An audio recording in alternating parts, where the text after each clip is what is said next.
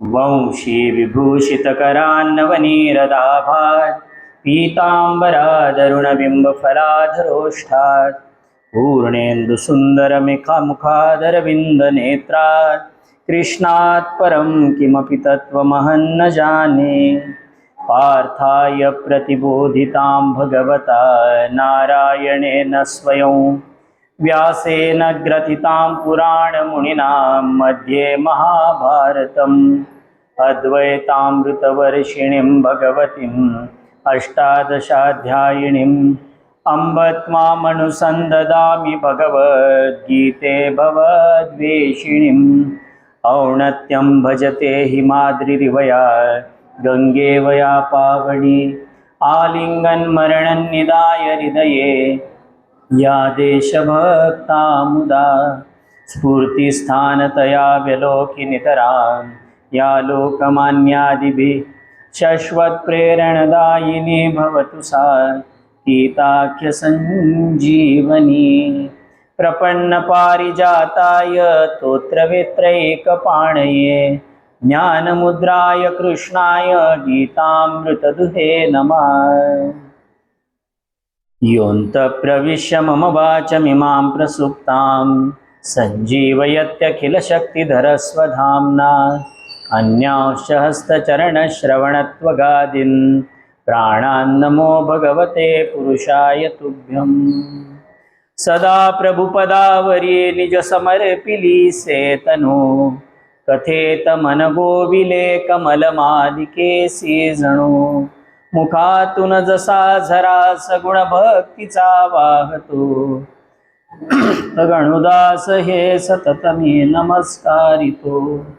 सुप्रसन्न समाधानी निश्चयीच दृढव्रती सोऽस्तु मे वरदो नित्यं वरदानंद भारती। गोपाल कृष्ण महाराज की जय। ओम नमो भगवते श्री वासुदेवाय। सज्जनो, परमपूज्य स्वामी वरदानंद भारती विरचित श्री कृष्ण कथामृत या महाकाव्याच्या 9व्या सर्गाचं आज वाचन आणि निरूपण होणार आहे। कालपर्यंत आपण भगवंताने गोकुळात केलेल्या लीला आणि तदनंतर भगवंताने केलेला कंसाचा उद्धार इथपर्यंतचा कथाभाग पाहिला आणि कथेच्या शेवटी आपण भगवंताचा निस्पृहतेचा जो गुण आहे, किंग मेकर ज्याला म्हणूया, भगवंत किंग झाले नाही, भगवंत किंग मेकर झाले आणि त्यांनी उग्रसेनजींना राज्यावर आरोहित केलं आणि स्वतः फक्त देखरेख करण्याचे काम चालू केलं। असं पुढे होणार, परंतु हे सगळं ठरलेलं असताना वसुदेवांची इच्छा होती की आता आपली मुलं आपल्याजवळ आलीत, त्यांचा उपनयन संस्कार व्हावा, त्यांना गुरुकुलामध्ये योग्य त्या पद्धतीचं शिक्षण मिळावं, म्हणून तद अनुषंगाने काल आपण पाहिलं की त्यांचा उपनयन झाला आणि आज भगवान श्रीकृष्ण आणि बलराम दादा हे दोघंजण गुरुगृही जात आहेत। कशासाठी? तर पुढचं शिक्षण घेण्यासाठी। तो कथाभाग आज आपण पाहणार आहोत। ओम नमो भगवते श्री वासुदेवाय। सकलसुरवरिष्ठं संस्तुतं वेदसंघै अचरचर पदार्थे व्योमवद्व्याप्तदेहं विनतजनदयालुं भक्तकल्पद्रुमं तं चरणनिहितबालं चंद्रमौलिं नमामि। भगवान शंकराला नमस्कार असो, जे सर्व देवांमध्ये श्रेष्ठ आहेत। श्रेष्ठ आहेत म्हणून आपण त्यांना महादेव असं म्हणतो। वेदांचे समुदाय ज्यांची स्तुती करताना त्यांना पार लागत नाही म्हणून ते नेती नेती एवढा उच्चार करतात। सकल सुरवरिष्ठम संस्तुतम वेदसंघय। आणि या जगामध्ये जे जड चेतन किंवा चर अचर असे पदार्थ आहेत, त्या पदार्थांमध्ये जे अंतर्बाह्य पदार्थाला आकाशासारखं व्योमवद व्याप्त देहम, आकाश सर्वत्र व्यापून आहे। तुम्ही तोंड जरी उघडलं तर मध्ये आकाश जातं, बरोबर आहे? रिकामा तांब्या आहे तर त्याच्यामध्ये काही नाही असं नाही, त्यात आकाशानं तो व्यापलेला आहे। तसं या जगातील प्रत्येक जड चेतन किंवा चर अचर पदार्थ अंतर्बाह्य ज्यांनी व्यापून टाकलेला आहे आणि जे नम्र झालेल्या लोकांवर दया करतात, विनत जन दयालुम, जो नम्र झाला नत झाला त्याच्यावर दया करतात, भक्तांसाठी साक्षात जे कल्पवृक्ष आहेत, भक्त कल्पद्रुमम तम, आणि ज्यांनी मस्तकावर चंद्र धारण केलेला आहे, चंद्रशेखर चंद्रमौली जे आहे, अशा भगवान शंकरांना मी त्यांच्या चरणावरती मस्तक ठेवून नमस्कार करतोय. चरणनिहित भालम चंद्रमौलीम नमामि. आज आणायचे सोमवार आहे आणि आपल्या नित्याच्या पद्धतीप्रमाणे भगवान शंकरांना हा पुन्हा एकदा आपण नमस्कार करून आजच्या सर्गाला प्रारंभ करूया. वाटा मोडून सूक्ष्म दुस्तर जयी सन्मार्ग संस्थापिले, अद्वैता चढवून साज आणिले सौंदर्य भक्तीमुळे, ज्यांचे वाङ्मय लाळवीत अमृता दीनास जे माऊली, संत श्रेष्ठ असे सदैव नमितो प्रेमादरे पाऊली. ज्यांनी योग मार्गासारख्या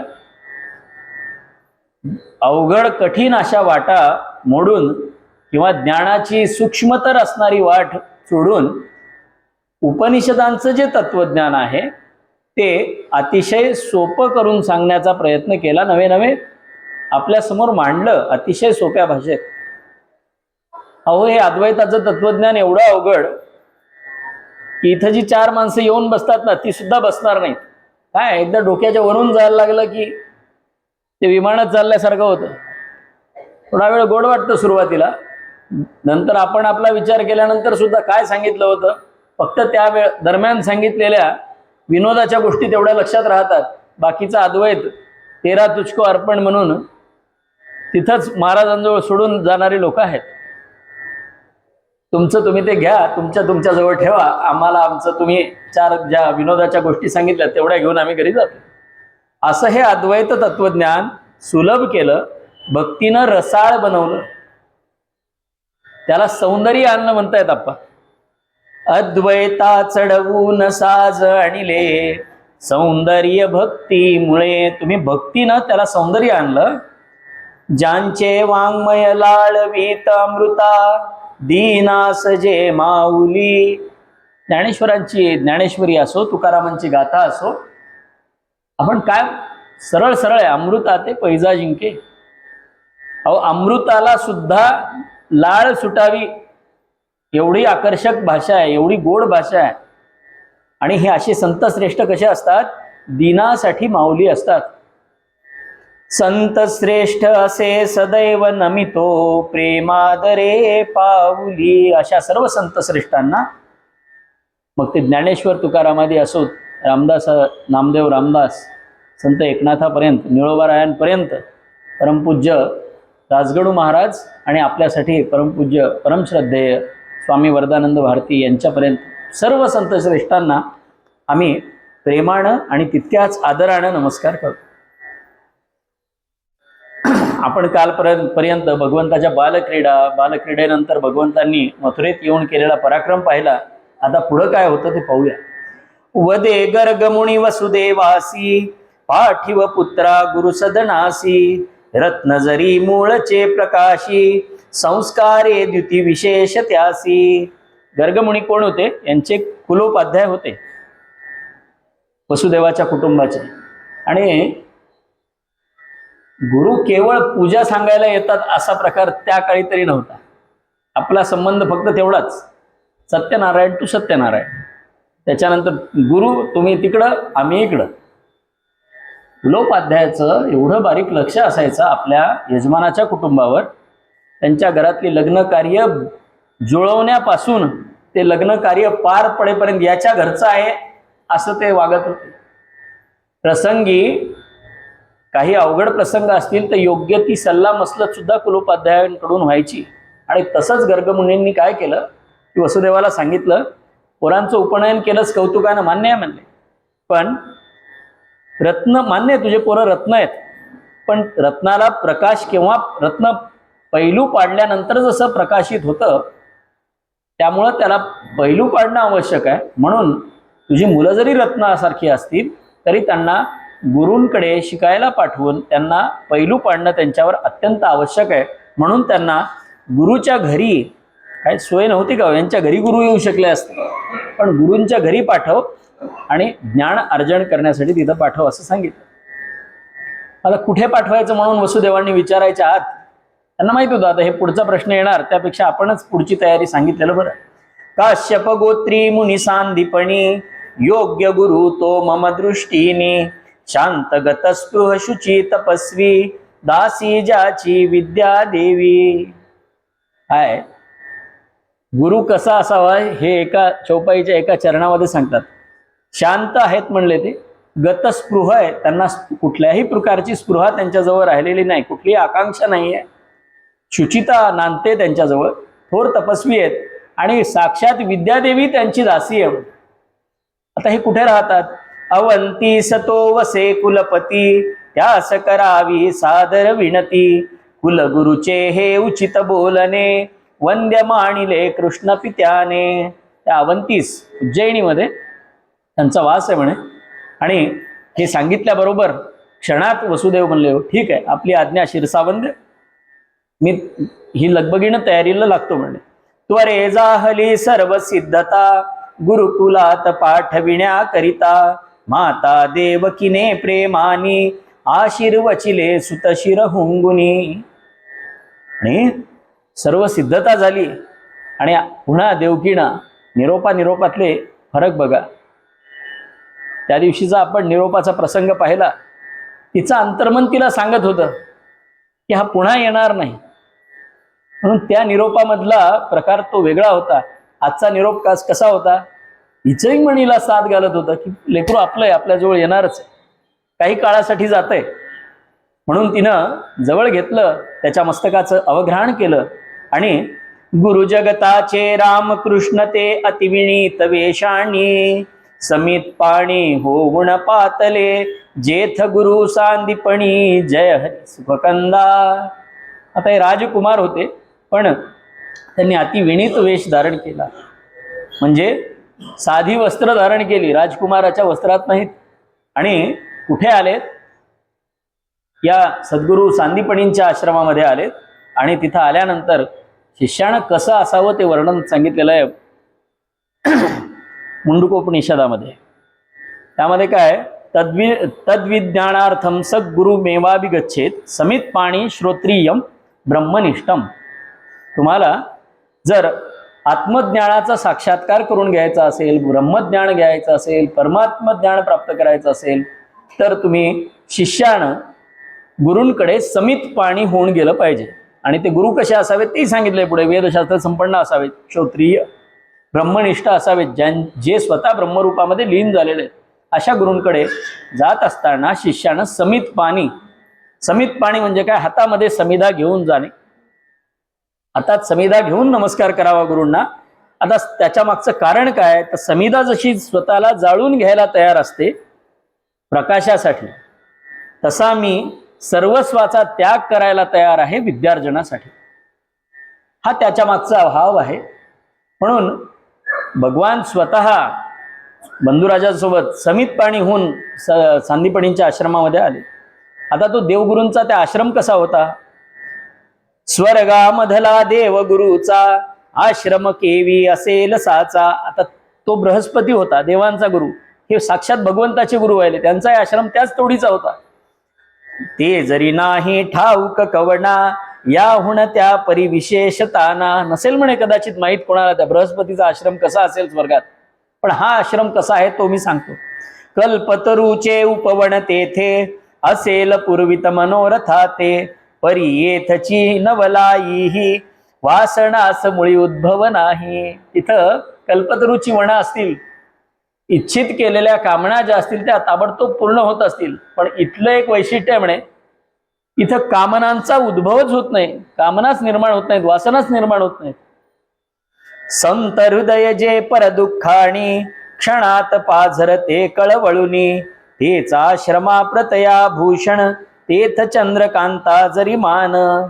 इथं चंद्रकांत मण्यावर प्रकाश पडला की तो चंद्रकांत मणी जसा पाजरतो, इथं तसं काही गरज नाही म्हणे. इथे संतांची हृदय आहेत ती परदुःखानं पाजरतात. सज्जनस्य हृदयं नवनीतं यद्वदन्ति कवयस्तदलीकम् अन्यदेह विलासत् परितापात् सज्जनो द्रवतीनो नवनीतम. अप्पा फार सुंदर सांगायचे, कारण काही गरज नाही म्हणे. या सुभाषिताचा अर्थ एवढाच आहे. कुणीतरी म्हणलं म्हणे की सज्जनांचं हृदय कसं आहे, तो कवी म्हणतो लोण्यासारखं मऊ आहे, कोमल आहे, लागलीच विरघळतं. चूक चूक म्हणे, चूक, हे सगळं चूक आहे. अहो, त्या लोण्याच्या बुडाला आच लागली तर लोणी वितळतं. सज्जन तर दुसऱ्याच्या दुःखानं सुद्धा वितळतात, त्याला लोण्याची उपमा देणं सुद्धा शक्य नाही. तसं हे संत हृदय परदुःखानं पाझरणारं आहे. तेच सकल ही विश्वाची सुंदरता वसेथ शिकण्या सात्विकता मंत्रपूत आहुती गंधाणे पवित्रतेचे चढते लेणे. सौंदर्यात सात्विकता येणं महत्वाचं आहे. नुसतं सौंदर्य असून चालत नाही.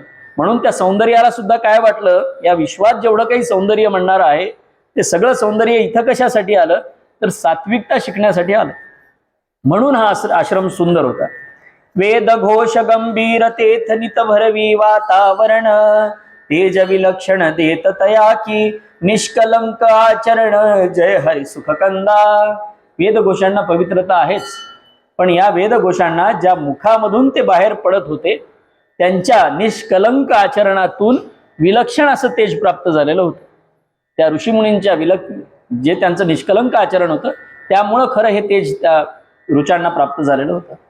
उंच तरु भिडले स्वर लोका मुनी कीर्तीचे जिने जसे का विविध फुलांचा फुले ताटवा बहर जणू आला सद्भावा. मुनींची कीर्ती स्वर्गापर्यंत पोहोचवण्यासाठी, त्या कीर्तीसाठी हे वृक्ष, उंच वृक्ष जिने झालेत म्हणे, ही कीर्ती वरपर्यंत पोहोचवण्यासाठी. सरस्वतीच्या प्रसन्न गाली आनंदाने जी खळी पडली तेच सरोवर येत मनोहर जलात पावे स्मित रूपांतर. इथलं पवित्र वातावरण पाहून सरस्वती प्रसन्न झाली आणि त्या सरस्वतीच्या गालावर खळी पडली. ती खळी सरोवरामध्ये रूपांतरित झाली आणि तिचं जे स्मित होतं, तिचं जे स्मितहास्य होतं ते जलामध्ये रूपांतरित झालं. असं या ठिकाणचं हे दृश्य वाटत होतं. पशु पक्षी उपवनात रमले जन्मजात निज वैर विसरले सत्संगाचा वसंताभिनव प्रेमलतेसी फुलवी पल्लव. पशुपक्षी रमले होते. रमले म्हणजे इतके रमले होते की त्यांचं जन्मजात हाडवैर असणारे प्राणी पक्षी सुद्धा एकमेकांच्या जवळ राहायचे.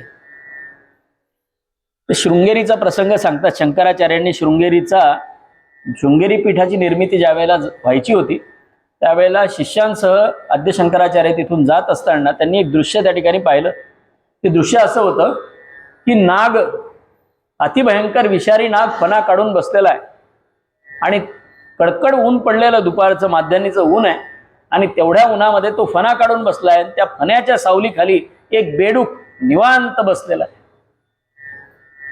त्यावेळेस शंकराचार्यांनी सांगितलं ही निर्वैर भूमी आहे. इथं जे खरे हाडवैरी आहेत ते सुद्धा एकमेकांच्या छायेमध्ये राहू शकतात. अशा ठिकाणीच आश्रमाची स्थापना झाली पाहिजे आणि त्या आज्ञेनुसार शृंगेरी पीठाची त्या ठिकाणी स्थापना झाली. तशी ही भूमी निर्वैर भूमी होती. इथं वाघ समोर बसलेला आहे आणि त्याच्या पुढे हरणानं चरत चरत जावं आणि वाघानं त्याच्याकडे पाहू सुद्धा नाही, अशी या ठिकाणची परिस्थिती होती. तिथं आलेले जे शिष्यमंडळी होते, आधी आलेले जे छात्र होते, छात्र नवागत शुकवचनांनी पाठ विसरले घेती जाणुनी मयूर नृत्ये रिझती वृत्ती दुजी उपाधी रंजक नवती. नवीन विद्यार्थी यायचे.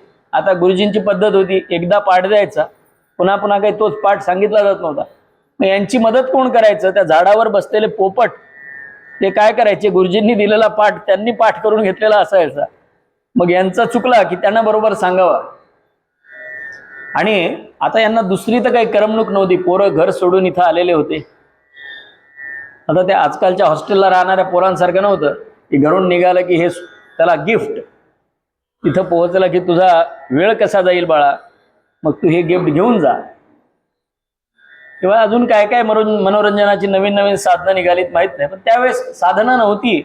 मग कशाने हे मन रिझवायचे? तर यांच्या समोर मोराची नृत्य व्हायची, हरणाची पाडसं खेळायची इकडून तिकडं, आणि ते पाहण्यामध्ये मुलांची, या छात्रांची, या शिष्यांची वृत्ती गुंगून जायची. शीतते सशांत सा विसावा, वनात त्या सर्वदा असावा.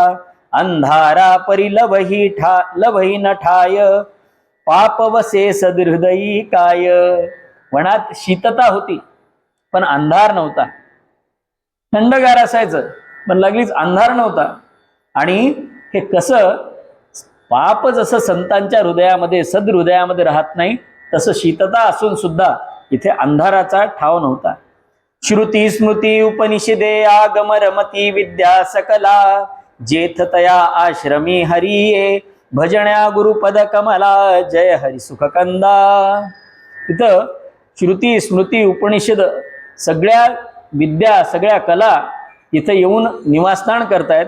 अशा ठिकाणी भगवंत आपल्या बंधूसोबत गुरूंच्या जवळ पुढचं शिक्षण घेण्यासाठी आलेले आहेत. ब्रह्मपूर्ण जे सगुण गोजिरे, शिष्य भावते धरी आदरे, आचार्यासी तई वाटले, विद्येचे तप फळास आले. आज आचार्यांना सुद्धा वाटलं, म्हणजे एवढे दिवस झाले शिकतोय, कारण शिकणं ही नित्याची प्रक्रिया आहे. माणूस नित्य शिकत असतो, शिकवताना सुद्धा नवीन नवीन काहीतरी शिकतो. म्हणले मी आजपर्यंत ही जी या विद्याचरण म्हणजे विद्यादान आणि मी विद्याभ्यास केलेला हा सगळा फळला. म्हणले माझ्या तपाचं फळ जणू आहे की आज हे पूर्ण ब्रह्म या ठिकाणी, हे भगवंत आल्याची खूण आहे. भगवंत आज त्या आश्रमात आले म्हणून पाऊस आलाय. वाट पाहत होतो ना आपण इतक्या दिवसापासून. दोघांचेही करुणी स्वागत, आश्रम नियमा कथिले त्या प्रत. स्वागत केलं पण ताबडतोब नियमावली सांगितली.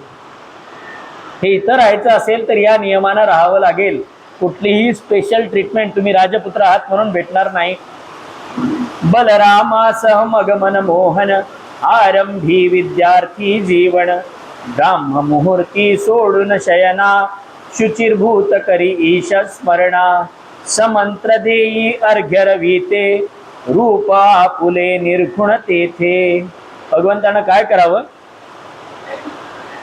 आपल्या विद्यार्थी जीवनाला प्रारंभ झालाय ना, मग त्याप्रमाणे वागलंच पाहिजे. गोकुळात लाड होते भगवंताचे, कुरकुरत उठायचं. आपण पाहिलं त्या यशोदेनं कितीदाही उठवलं तरी भगवंतानं हा म्हणता उठू नये. इथं भगवंत ब्राह्म मुहूर्तावर उठायला लागले, म्हणजे सूर्योदयाच्या 3 तास आधी.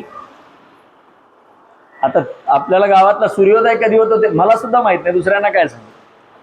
माझ्या परिसरामध्ये गावातली लोक फिरायला येतात, ते फिरून जातात, माझं फिरणं आपोआप होऊन जातं. मी आपला त्यांच्या मागून उठतो. केव्हा कबूल करायला काय हरकत नाही, इथं बसल्यावर तरी माणसाने कबूल करावं. आता भगवंत सकाळी ब्राह्म मुहूर्तावर उठायचे, शुचिर्भूत होऊन भगवंताचं स्मरण करावं आणि भगवंतानं सूर्याला अर्घ्य द्यावीत. जो स्वतःच म्हणतो आदित्यामध्ये विष्णू मी आणि सूर्य तो सुद्धा मीच, त्यानं काय करावं, स्वतःला अर्घ्य द्यावीत. समंत्र देई अर्घ्य रविते, रूप आपुले निर्गुण तेथे. प्रथम करावी बहुगुरु सेवा, पाठ जवळ बसून ही मग घ्यावा. तद्विधी प्रणिपातेनं परिप्रश्नेनं सेवा या पहिल्यांदा सांगितलं, आणि त्यानंतर मग उपदेक्षण तिथे ज्ञान. आधी बहुगुरु सेवा करावी, गुरूंनी सांगितलेलं प्रत्येक काम करावं, गुरूंची सेवा करावी, आश्रमात पडतील ती कामं करावी, आणि गुरूंनी दिला तर पाठ घ्यावा. नाही तर आम्ही इथं आलोय, आम्ही काय रिकामे होतो का? राजपुत्र आहेत आम्ही, चला शिकवा पटपट मला, आहे नाही. आधी गुरूंनी सांगितलेली सर्व कामं करावीत, त्यानंतर गुरूंच्या जवळ बसावं, गुरूंनी सांगितलेला पाठ घ्यावा. करिता प्रभुतो वेदाध्ययन, चढे रुचांना तेज विलक्षण. यावी हे कसं दिसत होतं, प्रभू स्वतः वेदांचं अध्ययन करतायत, त्या रुचांना तेज चढतंय म्हणे, भगवंताच्या मुखातून येत आहेत म्हणून. हे कसं भासत होतं, यावी कन्या सासुरवासी, बहुदिवसांनी मातृगृहासी मगती हर्षित दिसते जेवी तशी रुचा हरिमुखी दिसावी. या मंडळींना सगळ्यांना माहिती आहे खरा आनंद कुठं होतो. इकडं अष्टसिद्धी जरी राबत असल्या आणि बाई 80 वर्षाची जरी म्हातारी झालेली असेल, ती माहेरी गेल्यावर जेवढी आनंदी होते तेवढी ती सासरी आनंदी नसते. अहो, मुख्यमंत्र्याची का पंतप्रधानाची बायको असते तरी तिला माहेरी जावं वाटतं. तसं म्हणे आता वेद भगवंताचे निश्वासित आहेत. आता भगवंतानं निर्माण केलं म्हणल्यावर त्या वेदांचं त्या ऋचांचं माहेर काय झालं? भगवंताचं मुख. मग भगवंताच्या मुखातून जेव्हा त्या ऋचा बाहेर पडतायत त्या ऋचांना सुद्धा माहेरी आल्यावरचा जो आनंद आहे तो आनंद उपभोगायला मिळतो. म्हणून त्या अजून तेजस्वी आतून विलक्षण दिसत आहेत. फलमूलाचे भोजन वाही स्वशिरीक समिधा काष्टे प्रेमळ निर्मळ पाहुन वर्तन मुनिवर मणी संतुष्टे जय हरी सुख कंदा. राजकुमार आहेत पण रानात जावं, इतर शिष्यांसोबत इतर मित्रांसोबत जे काही फळ मूळ कंद जे काही असतील ते भोजनासाठी काढून यावं, आणावं. समिधा आणाव्यात आता रोज हवनासाठी लागणाऱ्या, त्यासोबत हे तर सगळंच लागतंय हो, पण शेवटी हे लागतं ना. कोणी असो तो, त्याला 3 प्रहरी तोंडवाशी म्हणतात. भगवंत जरी असले तरी त्यांना येताना बाकीची कामं सुद्धा गुरुमातेनं सांगितलेली करायची असायची. सरपण आणावं लागायचं, रोजचं पाणी भरणं असो, हे असो, ही सगळी कामं भगवंत तिथं करायला लागले. आणि त्यांचे हे वर्तन पाहून मुनिवरांना सुद्धा मनामध्ये आनंद होत होता. आज्ञा गुरुची जणू पायरी यशो मंदिरा प्रतणे नारी मानून तत्पर करीत पालन कधीच पुसले नाही कारण. कधी कारण विचारलं नाही याच्यासाठी का. सद्गुरूंनी सांगितलंय, हो ठीक आहे करायचं लागलं, नाही तर हो म्हणून तिकडच, असा प्रकार नव्हता. गुरुवचनावर भाव धरावा जीवाचा जणू अमोल ठेवा अनन्य चित्ते ऐकत जाण सर्वांगाचे करुणी कान. मग ते गुरूंनी दिलेला पाठ असो का गुरूंनी केलेला उपदेश असो का गुरूंनी सांगितलेलं काम असो, तितक्याच अनन्य चित्तानं ऐकावं, सर्वांगाचे कान करून ऐकावं आणि त्या सांगितल्यानंतर ताबडतोब त्याप्रमाणे ते काम किंवा ते सांगितलेला अभ्यास पूर्ण करावा. गुरुपत्नीची कृष्णावरती विशेष वत्सल जडली प्रीती पुत्र प्रेमा तिचा भुकेला हरिसहवासी तृप्त जाहला.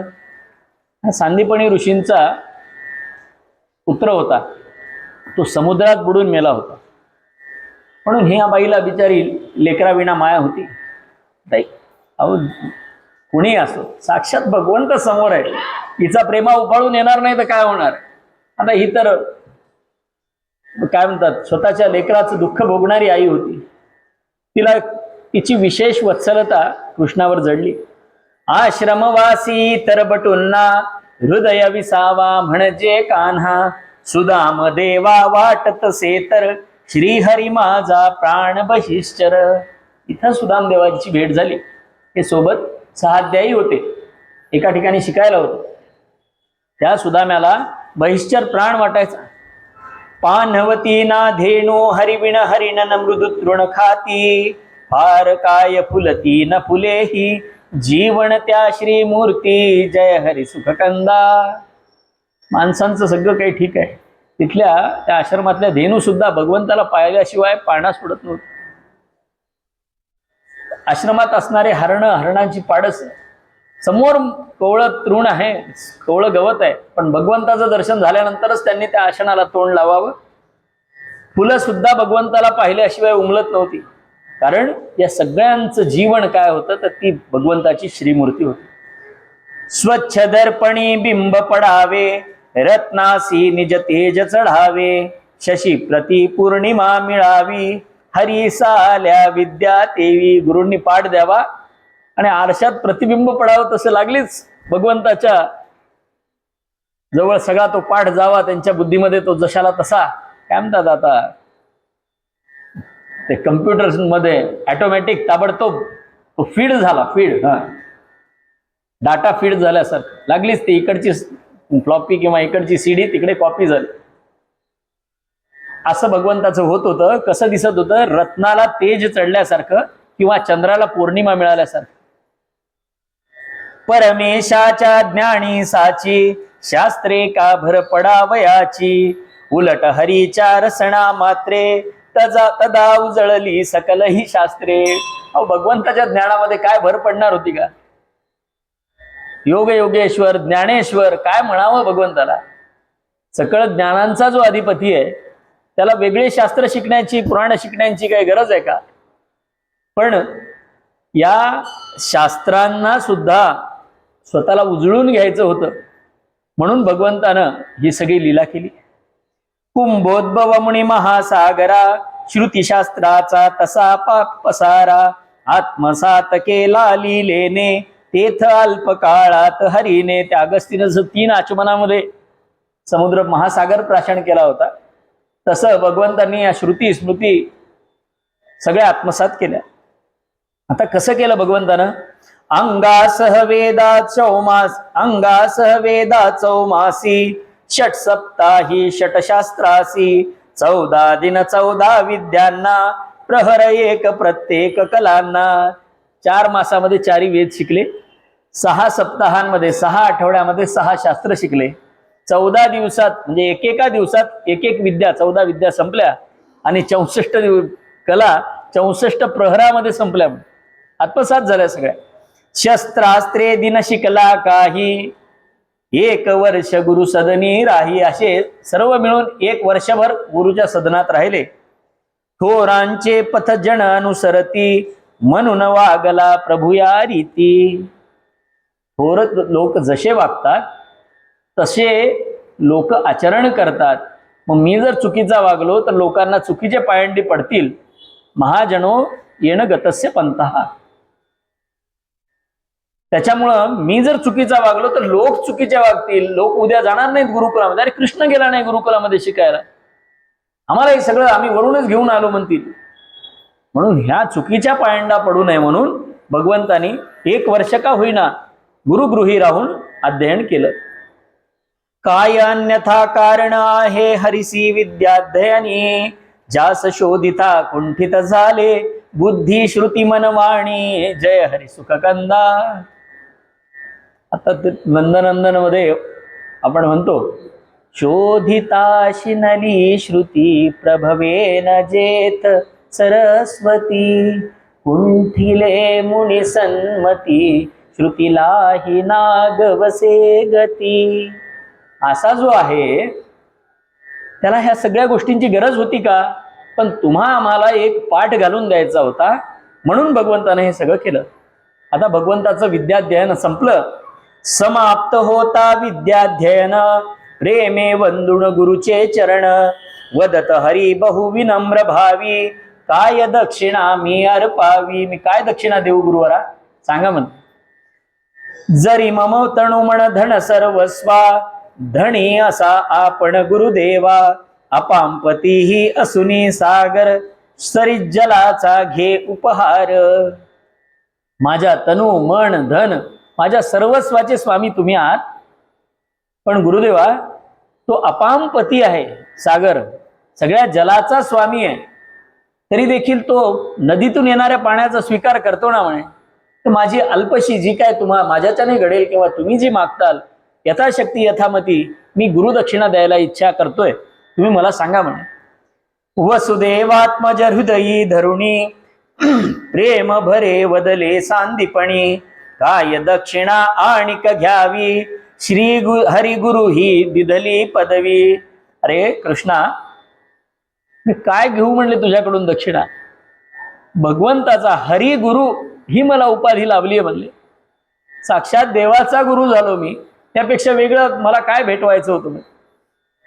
यात सर्व ही मला मिळाले, आता न काही हवे निराळे, ईशाचा अवतार तुझ्या सम, शिष्य झाला हे भूषण मम. तुझ्यासारखा ईश्वराचा अवतार माझा शिष्य झालाय, हेच माझ्यासाठी भूषण आहे. सत्शिष्याने विद्या घेता तीच दक्षिणा गुरुसी, पुरेपूर ही लाभे मजला, हे सखया ऋषिकेशी, जय हरी सुखकंदा. ते पुत्रादिच्छेद पराजयम जसं असतं ना म्हणले, तसं शिष्यादिच्छेद पराजयम सुद्धा असतं. शिष्य माझ्यापेक्षा थोर झाला यात मोठा आनंद आहे. राजगडू महाराजांनी हेच नेहमी सांगितलेलं. दामून मला पुढं आणलं म्हणायचे, अनंतानं मला मागं टाक. शिष्य माझा एवढा थोर आहे, मला दुसरं काही नको रे कृष्णा. हरी निरोपा घेत ऐकता. आता मध्ये अंतर्गृहामध्ये सुद्धा ही बातमी गेली, गुरुमातेपर्यंत कळालं की आता आज हरीचं अध्ययन पूर्ण झालंय, आता तो आश्रम सोडून जाणार आहे. गुरुमाता सुद्धा तिथं त्वरित आल्या. हरी निरोपा घेत ऐकता त्वरे तेथ आली गुरुमाता. वदत सेती करुण वत्सला खरेच का हरी घरी निघाला. खरंच निघाला का हरी घरी. कैशी गती होईल तुझ्या विना. काय भगवंताचं असेल बरं, जिथं जाईल तिथं लोकांना वेळ लावला.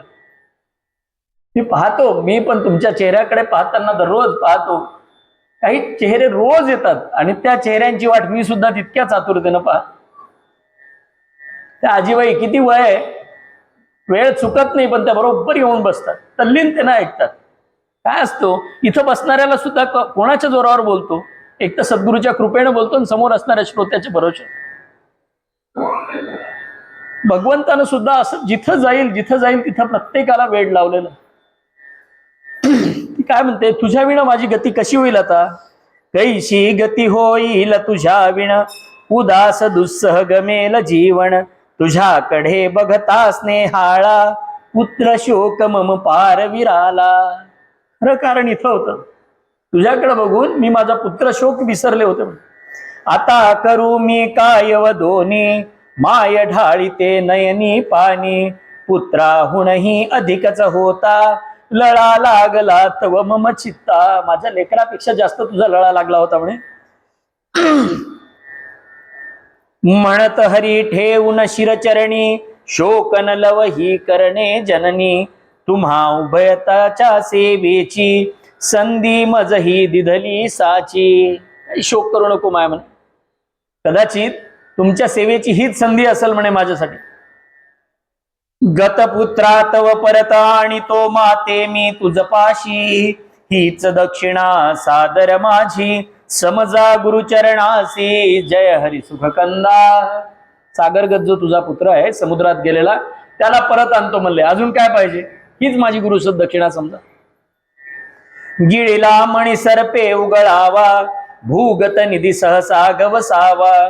स्फुरे सरला जणू मंत्र आणि हरिसागरगत पुत्र. गिळलेला मणी सापण पुन्हा बाहेर टाकावा, किंवा एखादा हरवलेला धनाचा साठा बापजाद्यानं पुरून ठेवलेला, माहीतच नव्हता कुठं पुरलेला, तो अचानक सापडावा तेव्हाच असा आनंद होतो. किंवा एखादा विसरलेला मंत्र आपोआप आठवतो, तसा भगवंतानं यांचा समुद्रानं नेलेला जो पुत्र होता तो परत आणला. आता या मागची कथा काय, समुद्रामध्ये पंचजन नावाचा राक्षस होता आणि हा सांदीपणी मुनीचा जो मुलगा होता तो काही कारणाने सागराच्या काठावरून यात्रा करत होता आणि या पंचजन राक्षसानं त्याला गिळलं होतं आणि तो शंखामध्ये राहत होता समुद्रामध्ये. भगवंत तिथं गेले, त्यांनी त्या पंचजनाला राक्षसाला मारलं आणि त्यानं मरायच्या आधी मात्र राक्षस सगळे हुशार. शेवटाला देवाला आधी इतका म्हणजे कडकडून विरोध करायचा आणि शेवटी देवाला प्रार्थना करायची, देवा माझा उद्धार करा. म्हणून दोन उद्धरतात, एक तर जो निस्सीम भक्ती करतो तो उद्धरतो आणि एक सतत भगवंताचा द्वेष करतो तो उद्धरतो. आपण मात्र मध्येच गटांगळ्या खात असतो, दडतेही होत नाही दडहेही होत. यानं मरता मरता भगवंताला वरदान मागितलं. देवा म्हणले आता एवढं तर सगळं केलं, माझी आठवण ठेवा. देव म्हणले काय करू, म्हणले मी ज्या शंखात राहतो त्याचं नाव आहे पांचजन्य, तो तुम्ही धारण करावं. आणि भगवंतानी तो पांचजन्य शंख धारण केला आणि या सांदीपणीच्या पुत्राला घेऊन ते तिथं आले. आता पुत्राला समोर पाहिल्याबरोबर किती आनंद झाला असेल. लेकराला आधी जवळ घेण्याच्या आधी त्या आईनं काय केलं असेल, त्या सांदीपणी ऋषींनी काय केलं असेल, विजयी भवनमिताचार्ये चिरंजीवी हो कवळून आर्ये. त्यांनी आधी आशीर्वाद दिला भगवंताला आचार्य म्हणाले विजयी भव, माय म्हणाली चिरंजीवी हो. विसरण आम्हा सख्या श्रीहरी, गदगद कंठे म्हटले इतरी. आणि बाकीच्यांनी काय म्हणलं, कृष्णा आम्हाला विसरू नकोस. प्रत्येक जण भगवंताला हेच मागतं. भगवंत कुणालाच विसरले नाहीत, विसर पडतो आपल्याला. तुम्ही भगवान दत्तात्रयांबद्दल एक सांगितलं जाते, स्मर्तृगामी आहेत. तुम्ही स्मरण केल्याबरोबर भगवंत प्रसन्न होतो, प्रगट होतो. फक्त तुमच्या स्मरण करण्यामध्ये काय ताकद आहे ही तुम्ही दाखवून द्या. अंतःकरणातून भगवंताची प्रार्थना केल्यानंतर तो मूर्तीत नसतोच हो. ते आपल्यासारख्याच इकडं तिकडं भटकतं ना, म्हणून त्याला ती मूर्ती उभी करावी लागते. नानासाहेबांना, नानांनी आमच्या बालाजी त्याच्यासाठीच उभा केला इथे. म्हणले कमीत कमी त्याच्याकडे पाहायला म्हणून तरी या. आणि तेच सांगितलं इथं, विसरण आम्हा सख्या श्रीहरी. आम्ही तर तुला विसरणारच नाहीत, पण तू सुद्धा आम्हाला विसरू नको. रामकृष्ण जो वनराजी ते, लीन न तो निरखित होते ते. विरहाश्रुण्णी त्या सकलांचे, मुचुळ होत लववारी तळ्याचे. आता हे सगळ्यांच्या डोळ्यातून जे पाणी वाहत होतं, अश्रू वाहत होते दुःखामुळं, त्यामुळे त्या दुःखांच्या अश्रूंमुळे तिथं असणारा जे सरोवर होतं त्याचं पाणी मुचूळ झालं. म्हणे याच्या खारवटपणामुळे किती ते दुःख असेल, कल्पना करा. पूर्ण करुण विद्या संपादन, हलधर तेवी श्री मधुसूदन. आता हे निर्लेप होते, पटकन कुठूनही निघता येत होता. आपल्यासारखा तिथंच अडकून राहतो. निघाले तिथून. परतून ये कळता मथुरेचे, जण झाले बहुहर्षित साचे. तिथून निघाले, मथुरेला आले दोघं भाऊजण. आणि मथुरेत ही वार्ता कळाली. मथुरेत वार्ता कळाल्याबरोबर शिंग तुतार्या झांज खंजिरी वाजवीत हर्षाने, सामोरे येती जन गर्जत उधळीत गुलाल सुमने, जय हरी सुखकंदा. आता तिथं नगारे वाजायला लागले, शिंग तुतार्या वाजायला लागल्या, गुलाल फुलं उधळत लोकांनी भगवंताचं आणि बलरामाचं स्वागत केलं. हत्ती घेऊन आले. पुढती शृंगारित शुभ गजवर, ज्यांच्या रंगीत सोंडा सुंदर, करिता ती ध्वनी सुवर्ण घंटा, रत्नमालिका रुळती कंठा. असे शृंगारलेले हत्ती समोर आणले. सोन्याच्या घंटा किनकिन करतात. अहो, पितळाची घंटी वाजली तर मंजूळ वाटतं आपल्याला, सोन्याची वाजल्यावर कशी सुंदर आवाज येत असतो. औक्षण केले सुवासिनींनी, शीला रक्षक या अभिमानी, तारक पालक हरी स्वभावे, वंदन करीती पुरजन भावे. सुवासिनींनी औक्षण केलं. त्या स्वतःच्या शीलाचं रक्षण करणाऱ्या होत्या, शीलवान होत्या, अशा सुवासिनींनी औक्षण केलं. आणि सगळे पुरजन वंदन करायला होते, कारण त्यांचा तारक पालक कोण होता, हा श्रीहरीच होता. विद्येने संपन्न मुकुंद, वसुदेवादे अति आनंद, सकल कलायुत बघुन शशीते, सागरास जणू यावे भरते. त्या 16 कलांनी युक्त चंद्राला पाहिल्यानंतर सागराला जशी भरती येते पौर्णिमेच्या दिवशी, तसा आनंद वसुदेवाला होऊ लागला. जननी जनका गर्ग मुनी ते, वंदी माधव लवउन माथे, गुरुजन करती सहर्ष कौतुक, प्रसन्न कुशलसे पुसुनी अनेक. प्रत्येकाला प्रश्न विचारले, तुमचं कसं आहे, काय चाललंय. आणि आई वडिलांनी सुद्धा तिकडची चौकशी केली. स्वस्थ जरा होऊन कंसारी, बोधितसे अधिकारी, न्याय कोशसे नायावरती, पूर्वा दृष्टी सारी, जय हरी सुखकंदा. आता थोडी स्वस्थता आली आणि हा श्रीकृष्णानं आपल्या सर्व अधिकाऱ्यांची बैठक बोलावली आणि त्यांना पहिली सूचना काय केली, 3 गोष्टीवर दृष्टी ठेवा म्हणले. एक तर न्याय, कोश आणि सेना. या 3 गोष्टी जर नीट असल्या ना, तुमची न्यायपालिका नीट असली, तुमची ट्रेझरी पक्की असली आणि तुमची सुरक्षा व्यवस्था जर पक्की असली, तर कोणी तुमच्यावर डोळा उगारून सुद्धा पाहू शकत नाही. या 3 गोष्टी पक्क्या करा. नृपासनासी स्थिरताती, याती हिंच्या शक्तीवरती, असता या सह मंत्राचे बळ, राज्यासी भयनुरे न एक तिळ. याच्या सोबत मंत्राचं, मंत्र या शब्दाचे 2 अर्थ घेता येतील. ऋषींनी केलेल्या यज्ञयागातील मंत्राच्या आशीर्वादानं सुद्धा तुमच्या राज्याला बळ येईल आणि मंत्रण म्हणजे मंत्र्यांनी केलेला विचार विनिमय आणि त्यातून चालवली जाणारी मंत्रणा, त्या मंत्रणेतून तुमच्या या बाकीच्या तिन्हीला बळ मिळेल आणि राज्याचा शकट जो आहे तो व्यवस्थित चालेल. खलपाशातून सुटका झाली, सुटलो म्हणले आपण त्या कंसाच्या पाशातून. सत्ता पुल्या घरात आली, ये वडेच ना सुखवी जनता, टिके शांतता जरी सुबत्ता. घरात सत्ता आली म्हणजे मी, माझा पोरगा, पोराचा पोरगा, ह्यात जर पद्धतीनं चालत राहिलं तर तिकडे शांततेचे 3 तेरा होऊन जातात म्हणजे काही अर्थ राहत नाही.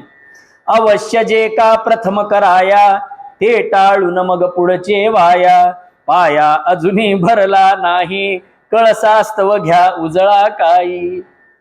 जे आधी करायला पाहिजे ते आधी केलंच पाहिजे म्हणले. आधी करायची कामं सोडून पुढचे कामं जर करू लागले तर तुमची गत कशी होईल म्हणे. अजून मंदिराचा पाया सुद्धा खणलेला नाही आणि जे काही पैसे, जे काही वर्गणी जमली ती म्हणे कळस घेतल्यानंतर कळस उजळायसाठी आपल्याला ती पितांबरी लागेल, ती घेऊन ठेवा म्हणले कुंटलभर. काय अर्थ आहे करायला? तसं होईल म्हणे. जे काम ज्या वेळेला करायला पाहिजे ते त्यावेळेला झालं पाहिजे, पुढची कामं पुढं केली पाहिजे. या स्तव सावधता बहु व्हावी, हय गय लवही कुठे नसावी. अशी रीत लावून राज्यासी, बनवियले आदर्श तयासी. आता यांना मागच्या जन्मातला अनुभव होता रामराज्याचा, त्यांना काही व्यवस्था लावायला वेळ लागला थोडीच असेल. सगळी व्यवस्था सुव्यवस्थित लावली. उसणे घेण्या जामाताचे मर्दुनिया कृष्णास, मथुरेवरती येत चालुनी. जरासंध मग देश जय हरी सुखकंदा. तो जरासंध ज्याच्या 2 पोरी होत्या अस्ति प्रीती या कंसाला दिलेल्या, जावाई होता कंस, आणि तो आपल्या जावयाचं उसनं घेण्यासाठी मथुरेवर चालून आला. सवे घेऊणी अगणित सेना, रथी पदाती गज अश्वगजाना.